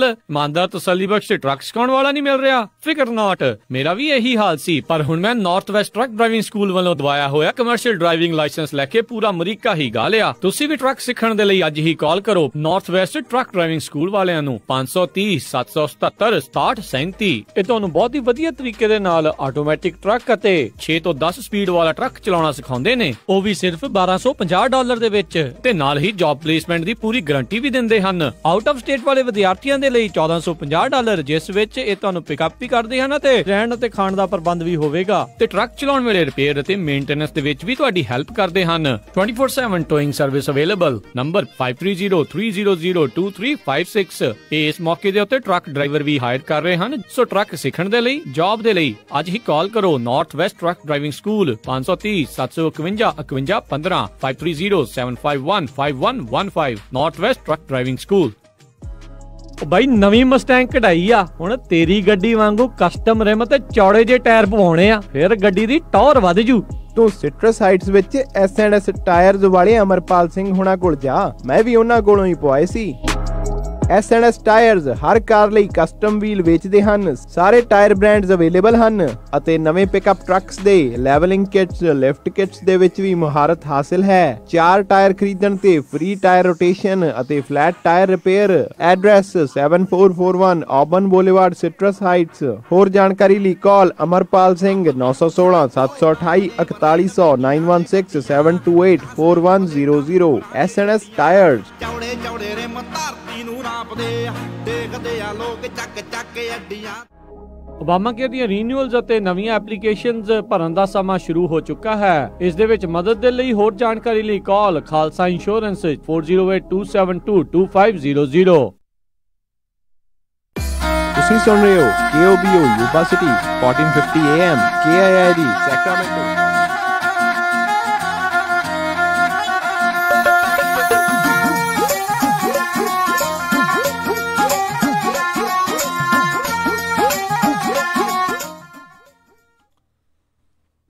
ਪੰਜਾਬੀ ਰੇਡੀਓ USA ਸੁਣ ਰਹੇ ਸਾਰੇ ਸਰੋਤਿਆਂ ਨੂੰ ਇੱਕ ਵਾਰੀ ਫਿਰ ਨਿੱਘੀ ਜੀ ਆਇਆਂ ਨੂੰ। ਸਭ ਦਾ ਸਵਾਗਤ ਹੈ ਸਰੋਤੇ ਪ੍ਰੋਗਰਾਮ ਅਪਡੇਟ ਅਮਰੀਕਾ 'ਚ। ਹਰਜੋਤ ਸਿੰਘ ਜੀ ਆਇਆਂ ਨੂੰ ਸਵਾਗਤ ਹੈ ਜੀ। ਧੰਨਵਾਦ ਜੀ। ਇੱਕ ਵਾਰੀ ਫਿਰ ਸਰੋਤਿਆਂ ਨੂੰ ਜੀ ਆਇਆਂ ਨੂੰ ਅਤੇ ਬਹੁਤ ਹੀ ਪਿਆਰ ਅਤੇ ਸਤਿਕਾਰ ਭਰੀ ਸਤਿ ਸ੍ਰੀ ਅਕਾਲ। ਅਗਲੀਆਂ ਜਿਹੜੀਆਂ ਖਬਰਾਂ ਉਸ ਦੇ ਉੱਤੇ ਜਿਹੜੀ ਆ ਨਜ਼ਰ ਆਪਾਂ ਮਾਰਦੇ ਹਾਂ ਕੀ ਕੁਛ ਅਮਰੀਕਾ ਭਰ ਦੇ ਵਿੱਚ ਹੋਰ ਚੱਲ ਰਿਹਾ ਆ। ਆਪਾਂ ਰੀਸੈਂਟਲੀ ਪਿਛਲੇ ਦਿਨਾਂ ਦੇ ਵਿੱਚ ਖਬਰ ਕੀਤੀ ਸੀ ਵੀ ਕਿੱਦਾਂ 5 ਮੁੰਡੇ ਜਿਹਦੇ ਕਿ ਓਵਰਪਾਸ ਤੋਂ ਜਿਹੜੇ ਸੁੱਟ ਰਹੇ ਸੀਗੇ, ਰੋੜੇ ਸੁੱਟ ਰਹੇ ਸੀ, ਜਿਸ ਕਰਕੇ ਇੱਕ 34 ਸਾਲਾਂ ਦੇ ਬੰਦੇ ਦੀ ਮੌਤ ਹੋ ਗਈ ਸੀ। ਉਹਨਾਂ ਨੂੰ ਪਿਛਲੇ ਦਿਨੀ ਜਿਹੜਾ ਹੈ ਚਾਰਜ ਕੀਤਾ ਗਿਆ ਸੀ। ਇਸੇ ਹੀ ਤਰੀਕੇ ਦੀ ਇੱਕ ਹੋਰ ਘਟਨਾ ਜਿਹੜੀ ਆ ਉਹ ਹਿਊਸਟਨ ਦੇ ਵਿੱਚ ਵਾਪਰੀ ਆ। ਹਿਊਸਟਨ ਦੇ ਵਿੱਚ 14 ਸਾਲਾਂ ਦਾ ਇੱਕ ਮੁੰਡਾ ਜਿਹੜਾ ਕਿ ਪ੍ਰੈਂਕ ਕਰਦਾ ਆਂਡੇ ਜਿਹੜਾ ਸੁੱਟ ਰਿਹਾ ਸੀ ਗੱਡੀਆਂ ਦੇ ਉੱਤੇ, ਜਿਸ ਕਰਕੇ ਇੱਕ ਜਿਹੜੀ GMC ਚਲਾ ਰਿਹਾ ਕੋਈ ਬੰਦਾ, ਅਕੈਡੀਆ ਚਲਾ ਰਿਹਾ ਸੀ, ਉਸ ਦੇ ਜਿਹੜੇ ਆਂਡੇ ਜਿਹੜੇ ਉਹਦੇ ਉੱਤੇ ਵੱਜੇ ਗੱਡੀ ਦੇ ਉੱਤੇ, ਉਹ ਆਊਟ ਆਫ ਗੱਡੀ ਕੰਟਰੋਲ ਹੋ ਗਈ, ਜਿਸ ਕਰਕੇ ਉਸ ਦਾ ਹਾਦਸਾ ਹੋਇਆ ਅਤੇ ਇਸ ਹਾਦਸੇ ਦੇ ਵਿੱਚ ਇੱਕ ਜਾਣੇ ਦੀ ਮੌਤ ਵੀ ਜਿਹੜੀ ਆ ਉਹ ਹੋ ਗਈ ਆ। ਅਤੇ ਹੁਣ ਇਸ 14 ਸਾਲਾਂ ਦੇ ਮੁੰਡੇ ਨੂੰ ਮਰਡਰ ਚਾਰਜਿਸ ਦੇ ਉੱਤੇ ਹਿਊਸਟਨ ਦੇ ਵਿੱਚ ਗ੍ਰਿਫਤਾਰ ਕੀਤਾ ਗਿਆ ਆ। ਇੱਕ ਬੀਬੀ ਜਿਹੜੀ ਆ ਇਸ ਪੂਰੇ ਹਾਦਸੇ ਦੇ ਵਿੱਚ ਮਾਰੀ ਗਈ ਸੀ। ਇਹ ਬਹੁਤ ਇੱਕ ਮਾੜਾ ਚਲਨ ਜਿਹੜਾ ਆ ਆਂਡੇ ਸਿੱਟਣ ਵਾਲਾ ਜਾਂ ਕੋਈ ਵੀ ਇੱਦਾਂ ਦਾ ਬੱਚਿਆਂ ਦੇ ਦੁਆਰਾ ਜਿਹੜਾ ਕੀਤਾ ਜਾ ਰਿਹਾ ਆ, ਇਹ ਬਹੁਤ ਮਾੜੀ ਗੱਲ ਆ। 45 ਸਾਲਾਂ ਦੀ ਜਿਹੜੀ ਸਿਲਵੀਆ ਜ਼ਵਾਲਾ ਜਿਹੜੀ ਆ ਉਹ ਇਸ ਦੁਨੀਆ ਤੋਂ ਰੁਖਸਤ ਹੋ ਗਈ, ਕਿਉਂਕਿ 14 ਸਾਲਾਂ ਦਾ ਮੁੰਡਾ ਇਹ ਸੋਚ ਰਿਹਾ ਸੀ ਵੀ ਚੱਲਦੀਆਂ ਗੱਡੀਆਂ ਦੇ ਉੱਤੇ ਆਂਡੇ ਸੁੱਟਣਾ ਇੱਕ ਪ੍ਰੈਂਕ ਆ, ਇੱਕ ਫਨ ਵਾਲੀ ਜਿਹੜੀ ਆ ਉਹ ਚੀਜ਼ ਆ। ਉਹ ਉਹਦੇ ਪਰਿਵਾਰ ਦੇ ਉੱਤੇ ਕੀ ਬੀਤ ਰਹੀ ਹੋਊਗੀ, ਇਹ ਤਾਂ ਉਹੀ ਜਾਣੇ ਜਿਹੜੇ ਉਹ ਜਾਣਦੇ ਆ ਵੀ ਹੁਣ ਜਿਹੜੀ 45 ਸਾਲਾਂ ਦੀ ਬੀਬੀ ਇਸ ਦੁਨੀਆ ਤੋਂ ਚੱਲ ਗਈ। ਸੋ ਆਪਾਂ ਬਾਰ-ਬਾਰ ਕਹਿੰਦੇ ਰਹਿੰਦੇ ਹਾਂ ਬੱਚਿਆਂ ਦੇ ਉੱਤੇ ਜਿਹੜੀ ਆ ਨਜ਼ਰ ਜਿਹੜੀ ਆ ਉਹ ਰੱਖਿਆ ਕਰੋ। ਇੱਦਾਂ ਦੀਆਂ ਚੀਜ਼ਾਂ ਦੇ ਬਾਰੇ ਉਹਨਾਂ ਨੂੰ ਦੱਸੋਗੇ ਤਾਂ ਜੋ ਇਹ ਚੀਜ਼ਾਂ ਨੂੰ ਨਾ ਕਰਨ। ਐਟਲੀਸਟ ਜੇ ਕਰਨ ਤੋਂ ਪਹਿਲਾਂ ਉਹਨਾਂ ਨੂੰ ਪਤਾ ਤਾਂ ਹੋਵੇ ਵੀ ਇਸ ਦਾ ਜੇ ਕਰਦੇ ਹੋ ਤਾਂ ਕੀ ਨਤੀਜਾ ਜਿਹੜਾ ਇਸ ਦਾ ਹੋ ਸਕਦਾ ਆ ਜੀ। ਅਤੇ ਇੱਦਾਂ ਹੀ ਖਬਰ ਆ ਰਹੀ ਹੈ ਓਰੀਗਨ ਤੋਂ ਵੀ ਓਰੀਗਨ ਦੇ ਵਿੱਚ ਇੱਕ ਹੋਮਲੈਸ ਬੰਦਾ ਜਿਹੜਾ ਸੀ ਉਹ ਪੁਲਿਸ ਦੇ ਸਾਹਮਣੇ ਜਿਹੜਾ ਇੱਕ ਬਾਈਕ ਨੂੰ ਚੋਰੀ ਕਰਨ ਲੱਗਾ ਸੀ, ਅਤੇ ਜਦੋਂ ਪੁਲਿਸ ਵਾਲਿਆਂ ਨੇ ਦੇਖਿਆ ਤਾਂ ਉਹਨੂੰ ਉੱਥੇ ਹੀ ਜਿਹੜਾ ਅਰੈਸਟ ਕਰ ਲਿਆ। ਸੋ ਆਪਾਂ ਦੇਖਦੇ ਹਾਂ ਵੀ ਬਹੁਤ ਜਦੋਂ ਆਉਂਦੇ ਵੀ ਹੁੰਦੇ ਆ ਕਈ ਵਾਰ ਘਰ ਤੋਂ ਦੇਖਦੇ ਕਈ ਜਗ੍ਹਾ 'ਤੇ ਹੋਮਲੈਸ ਜਿਹੜੇ ਆ। ਸਭ ਤੋਂ ਵੱਡੀ ਪ੍ਰੋਬਲਮ ਇਸ ਵੇਲੇ ਹੋਮਲੈਸਾਂ ਦੀ ਕੈਲੀਫੋਰਨੀਆ 'ਚ ਹੈਗੀ ਆ। ਅਤੇ ਹਾਈਵੇਜ਼ 'ਤੇ ਤੁਸੀਂ ਦੇਖੋ ਚਾਹੇ 680 'ਤੇ ਆ, ਉੱਧਰ ਓਕਲੈਂਡ ਸਾਈਡ 80 'ਤੇ ਆ, ਸਟੋਕਟਨ ਵਾਲੀ ਸਾਈਡ ਹਾਈਵੇ 5 'ਤੇ ਆ, ਉੱਥੇ ਟੈਂਟ ਲੱਗੇ ਹੁੰਦੇ ਅਤੇ ਬਹੁਤ ਵੱਡੀ ਗਿਣਤੀ 'ਚ ਉੱਥੇ ਜਿਹੜੇ ਸਟੋਰਾਂ ਦੇ ਕਾਰਟ ਜਿਹੜੇ ਬਾਈਕ ਉਹ ਹੁੰਦੇ ਆ, ਬਹੁਤੇ ਚੋਰੀ ਹੁੰਦੇ ਆ ਰੱਖੇ ਹੋ, ਹੈ ਨਾ। ਸੋ ਹੁਣ ਉੱਥੋਂ ਜਦੋਂ ਪੁਲਿਸ ਨੇ ਉਹਨੂੰ ਫੜ ਲਿਆ ਗਨ ਦਿਖਾਲ ਕੇ, ਅਤੇ ਉਹਦਾ ਵਿਰੋਧ ਹੋ ਰਿਹਾ ਵੀ ਦੇਖੋ ਜੀ ਪੁਲਿਸ ਨੂੰ ਇਸ ਚੋਰੀ ਕਰਨ ਵਾਲੇ ਨੂੰ ਜਿਹੜੀ ਗਨ ਆ ਉਹ ਦਿਖਾਣੀ ਨਹੀਂ ਚਾਹੀਦੀ ਸੀ। ਪੁਲਿਸ ਵਾਲੇ ਕਿੰਨਾਂ ਨੂੰ ਫੜਨ ਜਾ ਕੇ ਫਿਰ ਹੱਦ ਹੀ ਹੋਈ ਪਈ ਆ ਲੋਕਾਂ ਲਈ ਵੀ ਨਾ ਵੀ ਤੁਸੀਂ ਮਾੜੀ ਮੋਟੀ ਅਕਲ ਨੂੰ ਵੀ ਹੱਥ ਮਾਰੋ ਵੀ ਜਿਹੜੀ ਚੀਜ਼ ਗਲਤ ਹੋ ਰਹੀ ਹੈ ਉਸ ਨੂੰ ਗਲਤ ਕਹੋ। ਇਹਦੇ ਨਾਲ ਜਸਟ ਬਿਕੋਜ਼ ਤੁਸੀਂ ਵਿਰੋਧੀ ਹੋ ਕਿਸੇ ਇਸ ਚੀਜ਼ ਦੇ, ਪਰ ਫਿਰ ਰੂਲ ਲਾਗੂ ਕਿਹਦੇ ਉੱਤੇ ਕਰਨਾ ਆ, ਹੈ ਨਾ। ਇਹ ਵੀ ਚੀਜ਼ਾਂ ਜਿਹੜੀਆਂ ਉਹ ਦੇਖਣ ਵਾਲੀ ਜ਼ਰੂਰਤ ਆ। ਹਾਂ ਚਲੋ ਅਸੀਂ ਮੰਨਦੇ ਹਾਂ ਵੀ ਮਾਨਸਿਕ ਤੌਰ 'ਤੇ ਅਸੰਤੁਲਿਤ ਹੁੰਦੇ ਨੇ ਇਹ ਲੋਕ, ਉਹਨਾਂ ਨੂੰ ਫਿਰ ਉਸ ਹਿਸਾਬ ਦੇ ਨਾਲ ਫਿਰ ਕੇਅਰ ਵੀ ਜਿਹੜੀ ਉੱਦਾਂ ਦੀ ਫਿਰ ਉਹ ਚਾਹੀਦੀ ਆ। ਅਤੇ ਜਦੋਂ ਕਿਤੇ ਕੋਈ ਚੀਜ਼ ਗਲਤ ਕਰ ਰਿਹਾ ਉਹਨੂੰ ਰੋਕਣਾ ਤਾਂ ਫਿਰ ਪੁਲਿਸ ਦੀ ਉਹ ਜ਼ਿੰਮੇਵਾਰੀ ਆ। ਤੁਹਾਡੀ ਜਿਹੜੀ ਉਹ ਸੇਫਟੀ ਦੇ ਲਈ ਆ। ਜੇ ਤੁਹਾਡਾ ਸਾਈਕਲ ਚੋਰੀ ਹੋ ਰਿਹਾ ਹੁੰਦਾ ਅਤੇ ਜਾਂ ਕੁਛ ਹੋਰ ਕਰ ਰਿਹਾ ਹੁੰਦਾ ਫਿਰ ਤੁਸੀਂ ਝੱਟ ਪੁਲਿਸ ਨੂੰ ਖੁਦ ਜਿਹੜੀ ਉਹ ਕਾਲ ਕਰਨੀ ਸੀ। ਸੋ ਲੋਕਾਂ ਨੂੰ ਇਹ ਚੀਜ਼ ਦੇ ਪ੍ਰਤੀ ਸੁਹਿਰਦ ਹੋਣ ਦੀ ਜ਼ਰੂਰਤ ਹੈਗੀ ਆ। ਅਗਲੀ ਖਬਰ ਵਾਸ਼ਿੰਗਟਨ DC ਤੋਂ ਜਿਹੜੀ ਆ ਰਹੀ ਆ। ਇੱਕ ਬਰਾਕਸ ਦੇ ਵਿੱਚ ਜਿਹੜੇ ਆ ਨਾ ਬੈਰਕਸ ਦੇ ਵਿੱਚ ਮਰੀਨ ਦੀ ਜਿਹੜੀ ਇੱਕ ਮੌਤ ਹੋ ਗਈ ਆ। ਉੱਥੇ ਕਹਿੰਦੇ ਆ ਸ਼ੂਟਿੰਗ ਜਿਹੜੀ ਹੋਈ ਸੀ marine the while on duty ਸੀਗਾ। ਇਹ ਬੈਰਕਸ ਦੇ ਵਿੱਚ ਵਾਸ਼ਿੰਗਟਨ DC ਤੋਂ ਜਿਹੜੀ ਖਬਰ ਆ ਰਹੀ ਆ। ਇਸ ਟਾਈਮ ਮਰੀਨਜ਼ ਵਾਲੇ ਇਸ ਦੀ ਜਿਹੜੀ ਜਾਂਚ ਆ ਉਹ ਕਰ ਰਹੇ ਆ ਵੀ ਇਸ ਦੇ ਪਿੱਛੇ ਕਾਰਨ ਕੀ ਹੋਇਆ ਆ। ਅਤੇ ਉੱਦਾਂ ਜਿਹੜੇ ਮਰੀਨ ਦੇ ਸਾਰਜਨ ਜੌਨ ਜੈਕਸਨ ਨੇ ਕਿਹਾ ਵੀ ਆਮ ਲੋਕਾਂ ਨੂੰ ਇਸ ਦੇ ਨਾਲ ਜਿਹੜਾ ਕੋਈ ਵੀ ਖਤਰਾ ਆ ਉਹ ਨਹੀਂ ਹੈਗਾ। ਸੋ ਅਜੇ ਇਹ ਜਿਹੜਾ 19 ਸਾਲਾਂ ਦਾ ਕਹਿੰਦੇ ਦੱਸਿਆ ਗਿਆ ਜਿਹੜਾ ਮਰੀਨ ਆ ਉਸ ਨੇ ਆਪਣੇ ਆਪ ਨੂੰ ਢਿੱਡ ਦੇ ਵਿੱਚ ਪਹਿਲੋਂ 1 ਜੂਨ ਦੇ ਵਿੱਚ ਇੱਦਾਂ ਦੀ ਘਟਨਾ ਵਾਪਰੀ ਸੀ। ਉਸਨੇ ਆਪਣੇ ਆਪ ਨੂੰ ਗੋਲੀ ਮਾਰ ਲਈ ਸੀ। ਉਦੋਂ ਉਸ ਦਾ ਜਿਹੜਾ ਆ ਉਹ ਬਚਾਅ ਉਸ ਟਾਈਮ ਦੇ ਉੱਤੇ ਹੋ ਗਿਆ ਸੀ। ਪਰ ਇਸ ਜਿਹੜੇ ਘਟਨਾ ਦੇ ਵਿੱਚ ਇੱਕ ਮਰੀਨ ਆ ਉਹ ਮਾਰਿਆ ਗਿਆ ਆ ਜਿਸ ਨੇ ਉੱਥੇ ਗੋਲੀ ਚਲਾ ਦਿੱਤੀ। ਜੀ, ਅਗਲੀ ਖਬਰ ਵੱਲ ਚੱਲੀਏ ਜਿਹੜੀ ਸੈਨੋਜ਼ੇ ਤੋਂ ਆ ਰਹੀ ਆ। ਸੈਨੋਜ਼ੇ ਦੇ ਵਿੱਚ ਜਿਹੜੇ ਸੈਨੋਜ਼ੇ ਦੇ ਮੇਅਰ ਹੈਗੇ ਆ ਸੈਮ ਲਿਕਾਰਡੋ, ਕਹਿੰਦੇ ਵੀ ਉਹ ਆਪਣੇ ਬਾਈਸਾਈਕਲ 'ਤੇ ਸਿਆਰਾ ਰੋਡ 'ਤੇ ਸੈਨੋਜ਼ੇ 'ਚ ਜਾ ਰਹੇ ਸੀ ਜਦੋਂ ਉਹਨਾਂ ਨੂੰ ਇੱਕ ਕਾਰ ਨੇ ਹਿੱਟ ਕਰ ਦਿੱਤਾ ਅਤੇ ਉਹਨਾਂ ਦੇ ਸੱਟਾਂ ਲੱਗੀਆਂ ਆ, ਪਰ ਉਹਨਾਂ ਨੂੰ ਹੁਣ ਹਸਪਤਾਲ ਦੇ ਵਿੱਚ ਲਿਜਾਇਆ ਗਿਆ ਰੀਜਨਲ ਮੈਡੀਕਲ ਸੈਂਟਰ ਦੇ ਵਿੱਚ, ਅਤੇ ਕੋਈ ਬਾਹਲੀ ਸੀਰੀਅਸ ਨਹੀਂ ਹੈ। ਇਸੇ ਤਰ੍ਹਾਂ ਸੈਨੋਜ਼ੇ 'ਚ ਇੱਕ ਜਿਹੜਾ ਪੁਲਿਸ ਵਾਲੇ ਆ ਉਹਨਾਂ ਦੀ ਪੁਲਿਸ ਆਫਿਸਰ ਨੂੰ ਹਸਪੀਟਲ 'ਚ ਲਿਜਾਇਆ ਗਿਆ ਜਦੋਂ ਉਹਦੀ ਕਾਰ ਆ ਇੱਕ SUV ਦੇ ਨਾਲ ਹਿੱਟ ਕਰ ਗਈ। ਜੀ, ਅਗਲੀ ਜਿਹੜੀ ਆਪਾਂ ਹਰਜੋਤ ਸਿੰਘ ਜੀ ਖਬਰ ਉਸ ਦੇ ਉੱਤੇ ਨਜ਼ਰ ਮਾਰਦੇ ਹਾਂ। ਇਮੀਗ੍ਰੇਸ਼ਨ ਜਿਹੜਾ ਆ ਉਸ ਨੂੰ ਲੈ ਕੇ ਵੀ 2019 ਦੇ ਵਿੱਚ ਇਸ ਸੰਨ ਦੇ ਵਿੱਚ ਇਮੀਗ੍ਰੇਸ਼ਨ ਦੇ ਉੱਤੇ ਕਿੱਦਾਂ ਦੇ ਜਿਹੜੇ ਚੇਂਜਿਸ ਆ ਉਹ ਆ ਸਕਦੇ ਆ। ਇੱਕ ਤਾਂ ਜਿਹੜਾ ਸਭ ਤੋਂ ਵੱਡਾ ਚੇਂਜ ਆਉਣ ਦੀ ਜਿਹੜੀ ਕਿਆਸ ਰਹੀਆਂ ਬਹੁਤ ਹੀ ਜ਼ਿਆਦੀਆਂ ਵੱਧ ਚੁੱਕੀਆਂ, ਜਿਹੜਾ ਪਬਲਿਕ ਚਾਰਜ ਵਾਲਾ ਮਸਲਾ ਆ ਉਸ ਨੂੰ ਲੈ ਕੇ ਜੀ ਡਿਪਾਰਟਮੈਂਟ ਆਫ ਹੋਮਲੈਂਡ ਸਿਕਿਉਰਿਟੀ ਨੇ ਅੱਜ ਤੋਂ ਤਕਰੀਬਨ 3 ਮਹੀਨੇ ਪਹਿਲਾਂ ਇਹਨਾਂ ਨੇ ਲੋਕਾਂ ਦੇ ਕਮੈਂਟ ਕਰਨ ਦੇ ਲਈ ਇਹ ਜਿਹੜਾ ਪ੍ਰਪੋਜ਼ਡ ਰੂਲ ਚੇਂਜ ਆ ਉਹ ਪੇਸ਼ ਕੀਤਾ ਸੀ, ਜਿਸ ਦੇ ਵਿੱਚ ਜਿਹੜਾ ਵੀ ਕੋਈ ਪਬਲਿਕ ਚਾਰਜ ਲੈਂਦਾ ਰਿਹਾ ਹੋਵੇਗਾ ਜਾਂ ਜਿਹੜਾ ਆਉਣ ਵਾਲੇ ਸਮੇਂ ਦੇ ਵਿੱਚ ਕੁਛ ਮਿੱਥੇ ਸਮੇਂ ਦੇ ਲਈ ਉਸ ਰੂਲ ਦੇ ਮੁਤਾਬਕ ਲਵੇਗਾ ਤਾਂ ਉਸ ਦੀ ਜਿਹੜੀ ਕਹਿ ਲਓ ਵੀ ਇੱਕ ਪੌੜੀ ਇੱਕ ਹਿਸਾਬ ਦੇ ਨਾਲ ਉਹਦੀ ਛਿਣ ਜਾਊਗੀ। ਉਹ ਪੌਦੇ ਜਿਹੜੇ ਉਸ ਦੇ ਕੱਟ ਦਿੱਤੇ ਜਾਣਗੇ ਇੱਕ ਹਿਸਾਬ ਦੇ ਨਾਲ ਵੀ ਉਸ ਦਾ ਇੱਥੇ ਪੱਕਿਆਂ ਹੋਣ ਦਾ ਜਿਹੜਾ ਰਾਹ ਆ ਉਹ ਪੱਧਰਾ ਜਿਹੜਾ ਉਹ ਨਹੀਂ ਹੋਵੇਗਾ, ਔਖਾ ਕਰ ਦਿੱਤਾ ਜਾਵੇਗਾ। ਇਸੇ ਤਰੀਕੇ ਦੇ ਨਾਲ ਜਿਹੜੇ H1B ਪਟੀਸ਼ਨਸ ਹੈਗੀਆਂ ਆ ਉਸ ਨੂੰ ਲੈ ਕੇ ਵੀ ਜਿਹੜੇ ਨਵੇਂ ਚੇਂਜਿਸ ਜਿਹੜੇ ਆ ਉਹ ਲਿਆਂਦੇ ਜਾ ਸਕਦੇ ਆ। ਜੀ, ਸੋ ਬਿਲਕੁਲ ਜਿੰਨੇ ਵੀ ਸਾਡੇ ਸਰੋਤੇ ਸੁਣ ਰਹੇ ਆ ਉਹ ਕਹਿੰਦੇ ਵੀ ਤੁਸੀਂ ਇਹ ਨਾ ਸੋਚੋ ਵੀ ਪ੍ਰੈਜ਼ੀਡੈਂਟ ਡੋਨਲਡ ਟਰੰਪ ਜਿਹੜੇ ਆ 2019 ਦੇ ਵਿੱਚ ਸਟੈਚੂ ਆਫ ਲਿਬਰਟੀ 'ਤੇ ਖੜ੍ਹ ਕੇ ਕਹਿਣਗੇ ਵੀ ਨਹੀਂ ਜੀ ਸਾਡੀ ਕੰਟਰੀ ਇਮੀਗ੍ਰੈਂਟਸ ਦੀ ਹੈਗੀ ਆ। ਸੋ 2019 ਦੇ ਵਿੱਚ ਇਮੀਗ੍ਰੇਸ਼ਨ ਦੇ ਰੂਲਸ ਬਹੁਤ ਜ਼ਿਆਦਾ ਜਿਹੜੇ ਚੇਂਜ ਹੋਣ ਜਾ ਰਹੇ ਹੈਗੇ ਆ। H1B ਵੀਜ਼ਾ ਹੋਲਡਰਸ ਦਾ ਪ੍ਰੋਗਰਾਮ ਉਹਨਾਂ ਬਹੁਤ ਸਟ੍ਰਿਕਟ ਕਰ ਦਿੱਤਾ ਹੈਗਾ ਆ। ਜਿਹੜੇ ਕੰਸਲਟੈਂਟ ਥਰੂ ਜਾਂਦੇ ਸੀ ਉਹ ਤਾਂ ਕਹਿੰਦੇ ਆਲਮੋਸਟ ਖਤਮ ਹੀ ਕਰਤਾ, ਅਤੇ ਉਹਦਾ ਵੇਟਿੰਗ ਪੀਰੀਅਡ ਵੀ ਬਹੁਤ ਹੋ ਗਿਆ। ਜਿਹੜੀ ਇੱਕ ਪ੍ਰੀਮੀਅਰ ਸਰਵਿਸ ਹੁੰਦੀ ਸੀ ਉਹਨੂੰ ਜਿਹੜਾ ਵਿੱਚੋਂ ਕੱਢ ਦਿੱਤਾ ਗਿਆ, 10-10 ਮਹੀਨੇ ਕਹਿੰਦੇ ਵੇਟਿੰਗ ਹੋ ਸਕਦੀ ਹੈਗੀ ਆ। ਇਸੇ ਤਰ੍ਹਾਂ H4 ਜਿਹੜੇ H1B ਵਾਲਿਆਂ ਦੇ ਡਿਪੈਂਡੈਂਟਸ ਹੈਗੇ ਆ, ਸਪਾਊਸ ਹੈਗੇ ਆ, ਉਹਨਾਂ ਦੇ ਉੱਤੇ ਵੀ ਇੱਕ ਤਰ੍ਹਾਂ ਨਾਲ ਤਲਵਾਰ ਲਟਕਦੀ ਆ ਅਤੇ ਉਹਨੂੰ ਜਿਹੜਾ ਆ ਕੱਟ ਕਰ ਦਿੱਤਾ ਜਾਊਗਾ। ਅਤੇ ਪਬਲਿਕ ਚਾਰਜ ਦਾ ਤੁਸੀਂ ਦੱਸੇ ਦਿੱਤਾ ਆ ਵੀ ਜਿਹੜੇ ਕੋਈ ਮੈਡੀਕਲ ਲੈਂਦਾ ਆ, ਕੋਈ ਵੈਲਫੇਅਰ ਲੈਂਦਾ ਆ, ਫੂਡ ਸਟੈਂਪ ਲੈਂਦਾ ਆ, ਉਹਨਾਂ ਨੂੰ ਗ੍ਰੀਨ ਕਾਰਡ ਨਹੀਂ ਦਿੱਤੇ ਜਾਣਗੇ ਜਾਂ ਉਹ ਗ੍ਰੀਨ ਕਾਰਡ ਹੋਲਡਰ ਆ ਤਾਂ ਸਿਟੀਜ਼ਨ ਨਹੀਂ ਬਣਨਗੇ। ਪਿਛਲੇ ਅਕਤੂਬਰ 10 ਨੂੰ ਜਿਹੜੀ ਆ ਪਬਲੀਕੇਸ਼ਨ ਉਹ ਹੋਈ ਆ ਅਤੇ 60 ਦਿਨਾਂ ਦਾ ਪੀਰੀਅਡ ਸੀਗਾ। ਉਹਦੇ ਵਿੱਚ 2,10,000 ਜਿਹੜੇ ਕਮੈਂਟ ਆਏ ਸੀਗੇ।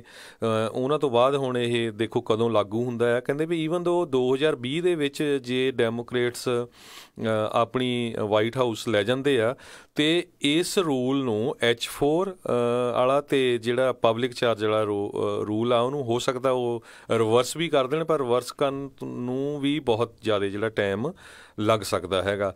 ਇੱਕ ਜਿਹੜਾ ਹੋਰ ਹੈਗਾ rule pre country limit bill, ਇਹਦੇ ਵਿੱਚ ਕੀ ਆ ਵੀ ਹਰ ਕੰਟਰੀ ਦੀ ਲਿਮਿਟ ਆ ਜਿਹੜੇ ਵਰਕ ਪਰਮਿਟ 'ਤੇ ਆਉਂਦੇ ਹੈਗੇ ਆ ਉਹਨਾਂ ਨੂੰ ਕਿੰਨਿਆਂ ਨੂੰ ਜਿਹੜਾ ਗ੍ਰੀਨ ਕਾਰਡ ਦਿੱਤਾ ਜਾ ਸਕਦਾ ਹੈਗਾ ਆ।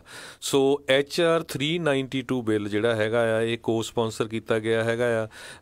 ਸੈਨੋਜ਼ੇ ਤੋਂ ਕਾਂਗਰਸ ਵੂਮਨ ਜੋ ਲੋਫਗ੍ਰੇਨ ਹੈਗੇ ਆ ਅਤੇ ਇਨਕਮਿੰਗ ਜਿਹੜੀ ਇਮੀਗ੍ਰੇਸ਼ਨ ਸਬ ਕਮੇਟੀ ਆ ਉਹਦੇ ਚੇਅਰ ਵੀ ਹੈਗੇ ਆ ਉਹ, ਅਤੇ ਉਹ ਕਹਿੰਦੇ ਆ ਵੀ ਜਿਹੜੀ ਪਰ ਕੰਟਰੀ ਲਿਮਿਟ ਆ ਉਹ ਐਲੀਮੀਨੇਟ ਕਰ ਦੇਣੀ ਚਾਹੀਦੀ ਆ। ਜੇ ਐਲੀਮੀਨੇਟ ਹੋ ਜਾਂਦੀ ਹੈ ਇਹਦੇ ਨਾਲ ਇੰਡੀਆ ਤੋਂ ਅਤੇ ਚਾਈਨਾ ਤੋਂ ਜਿਹੜੇ ਲੋਕ ਆਉਂਦੇ ਆ ਉਹਨਾਂ ਨੂੰ ਬਹੁਤ ਫਾਇਦਾ ਹੋਊਗਾ।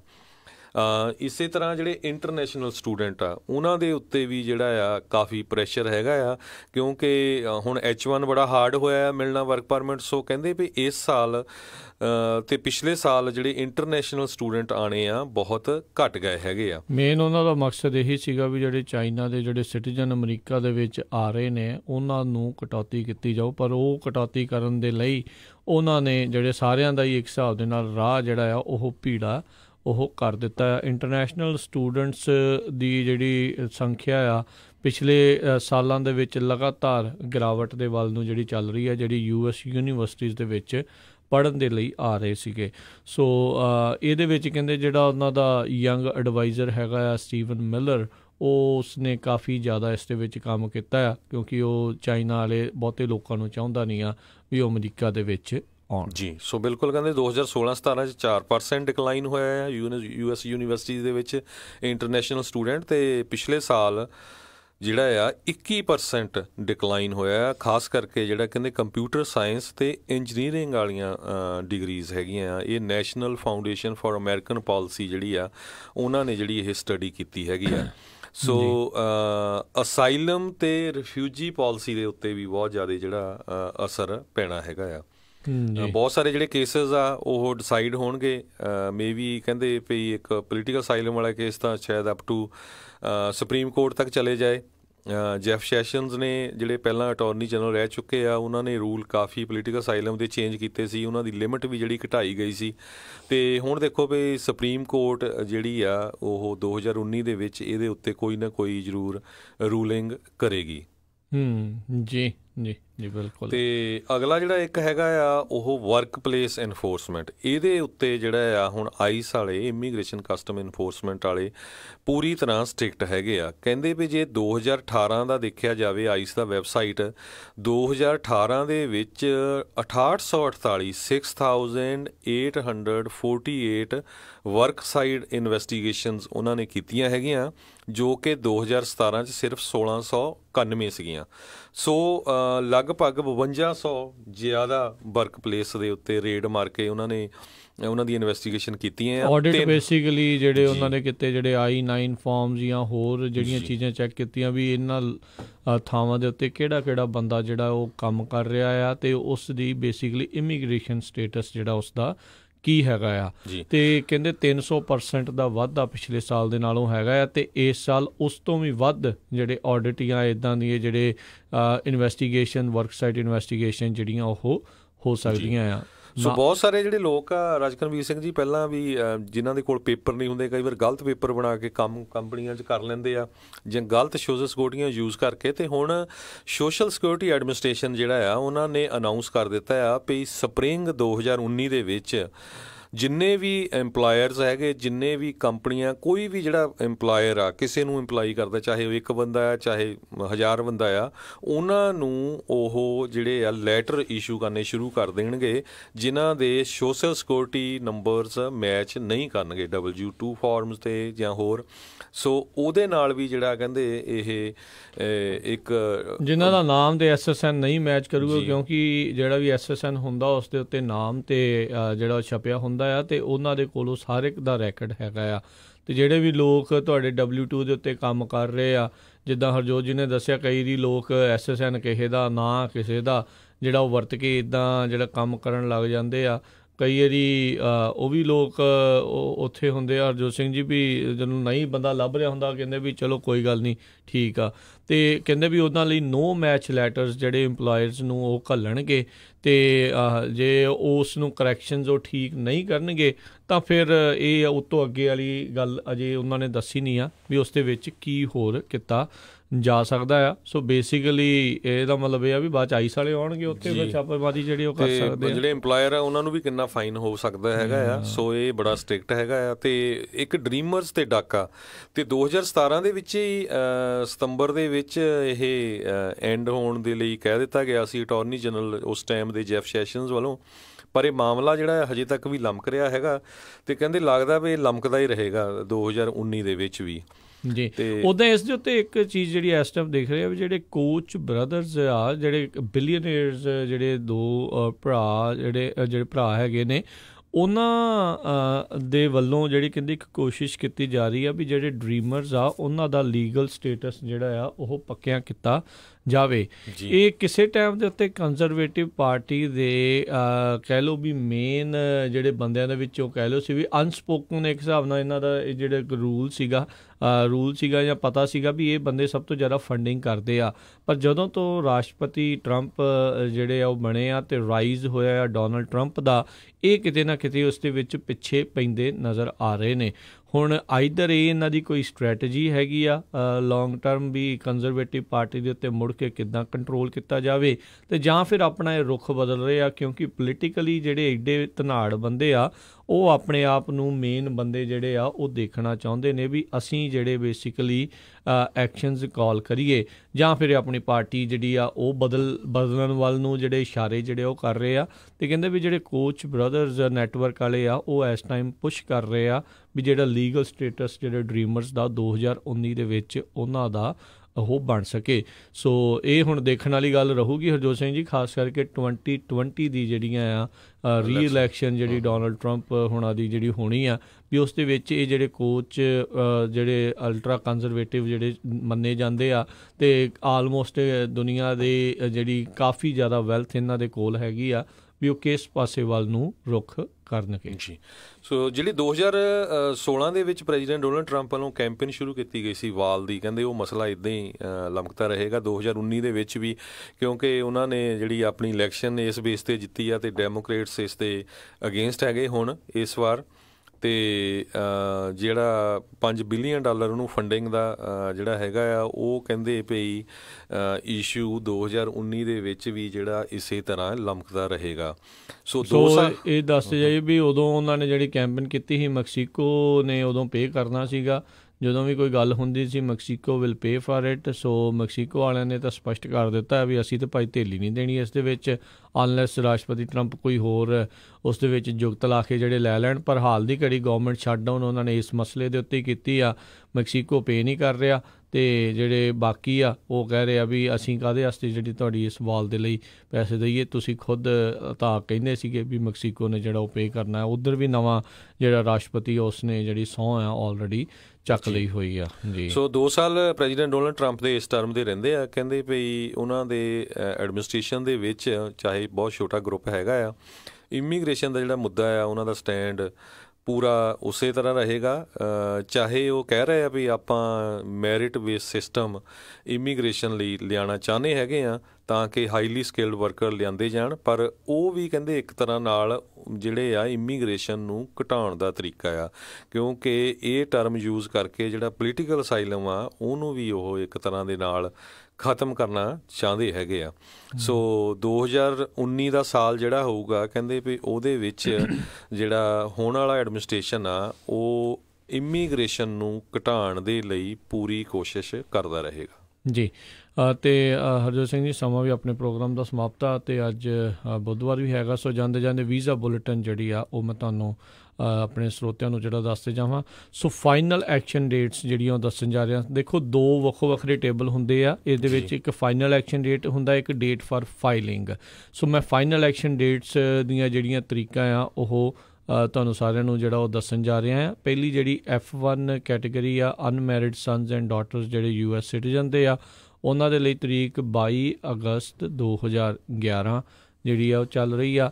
F2A ਜਿਹੜੀ ਕੈਟੇਗਰੀ ਆ, ਪਰਮਾਨੈਂਟ ਰੈਜ਼ੀਡੈਂਟਸ ਦੇ ਸਪਾਊਸਿਸ ਅਤੇ ਉਹਨਾਂ ਦੇ ਬੱਚੇ, ਉਹਨਾਂ ਦੇ ਲਈ 8 ਨਵੰਬਰ 2016 ਜਿਹੜੀ ਤਰੀਕ ਚੱਲ ਰਹੀ ਆ। ਅਤੇ ਅਨਮੈਰਿਡ ਸਨਸ ਐਂਡ ਡਾਟਰਸ ਜਿਹੜੇ ਆ F2B ਕੈਟੇਗਰੀ ਆ, ਪਰਮਾਨੈਂਟ ਰੈਜ਼ੀਡੈਂਟਸ ਦੇ ਜਿਨ੍ਹਾਂ ਦੀ ਉਮਰ 21 ਸਾਲ ਤੋਂ ਵਧੇਰੇ ਹੈਗੀ ਆ, ਅਣਵਿਆਹੇ ਨੇ, ਉਹਨਾਂ ਦੇ ਲਈ ਤਰੀਕ 15 ਮਾਰਚ 2012 ਚੱਲ ਰਹੀ ਆ। ਅਤੇ ਜਿਹੜੀ ਕੈਟੇਗਰੀ F3 ਕੈਟੇਗਰੀ ਹੈ, US ਸਿਟੀਜ਼ਨ ਦੇ ਵਿਆਹੇ ਮੁੰਡੇ ਕੁੜੀਆਂ ਜਿਹੜੀਆਂ ਆ, ਉਹਨਾਂ ਦੇ ਲਈ ਤਰੀਕ 15 ਅਗਸਤ 2006 ਚੱਲ ਰਹੀ ਆ। ਅਤੇ ਜਿਹੜੇ ਭੈਣ ਭਰਾ ਨੇ US ਸਿਟੀਜ਼ਨਸ ਦੇ F4 ਕੈਟੇਗਰੀ, ਉਹਨਾਂ ਦੇ ਲਈ ਤਰੀਕ 15 ਜੂਨ 2004 ਜਿਹੜੀ ਇਸ ਟਾਈਮ ਚੱਲ ਰਹੀ ਆ। ਸੋ ਇਹ ਮੈਂ ਤੁਹਾਨੂੰ ਬਾਰ-ਬਾਰ ਦੱਸਦੇ ਆ, ਇਹ ਫਾਈਨਲ ਐਕਸ਼ਨ ਡੇਟਸ ਜਿਹੜੀਆਂ ਉਹ ਹੈਗੀਆਂ। ਸੋ ਬੇਸਿਕਲੀ ਇਹਨਾਂ ਦੀਆਂ ਜਿਹੜੇ ਨੰਬਰ ਜਿਹੜਾ ਆ ਉਹ ਇਸ ਟਾਈਮ ਚੱਲ ਰਿਹਾ ਹੈਗੇ ਆ। ਸੋ ਜਿਹੜੀਆਂ ਇੱਕ ਡੇਟ ਫਾਰ ਫਾਈਲਿੰਗ ਹੁੰਦੀ ਆ, ਉਹ ਜਿਹੜੀਆਂ ਉਹ ਤਰੀਕਾਂ ਹੁੰਦੀਆਂ ਵੀ ਜਦੋਂ ਆ ਜਾਂਦੀ ਆ ਅਤੇ ਉਹਨਾਂ ਨੂੰ ਰਿਕੁਐਸਟ ਕੀਤੀ ਜਾਂਦੀ ਆ ਵੀ ਆਪੋ ਆਪਣੀ ਵੱਖੋ ਵੱਖਰੀ ਜਿਹੜੀ ਇਨਫੋਰਮੇਸ਼ਨ ਜਿਹੜੀ ਆ ਉਹ USCIS ਵਾਲਿਆਂ ਨੂੰ ਤੁਸੀਂ ਘੱਲੋ। ਅਤੇ ਜਿਹੜੇ ਰਿਲੀਜੀਅਸ ਵੀਜ਼ਾ ਆ ਉਹਨਾਂ ਦੇ ਲਈ ਤਰੀਕ ਜਿਹੜੀ ਆ ਉਹ ਵੀ ਕਰੰਟ ਜਿਹੜੀ ਆ ਉਹ ਚੱਲ ਰਹੀ ਹੈਗੀ ਆ। ਅਤੇ ਹਰਜੋਤ ਸਿੰਘ ਜੀ, ਸਮਾਂ ਆਪਣੇ ਅੱਜ ਦੇ ਹੁਣ ਜਿਹੜੇ ਪ੍ਰੋਗਰਾਮ ਦਾ ਇੱਥੇ ਸਮਾਪਤ ਹੈ। ਮਿਲਾਂਗੇ ਆਪਾਂ ਆਪਣੇ ਸਾਰੇ ਸਰੋਤਿਆਂ ਨੂੰ ਅਗਲੀ ਵਾਰ। ਉਦੋਂ ਤੱਕ ਲਈ ਸਾਡੇ ਦੋਨਾਂ ਵੱਲੋਂ ਤੁਹਾਨੂੰ ਸਤਿ ਸ਼੍ਰੀ ਅਕਾਲ। ਜਿਉਂਦੇ ਵਾਸਤੇ ਖੇਡਦੇ ਤੇ ਸੁਣਦੇ ਰਹੋ ਪੰਜਾਬੀ ਰੇਡੀਓ USA।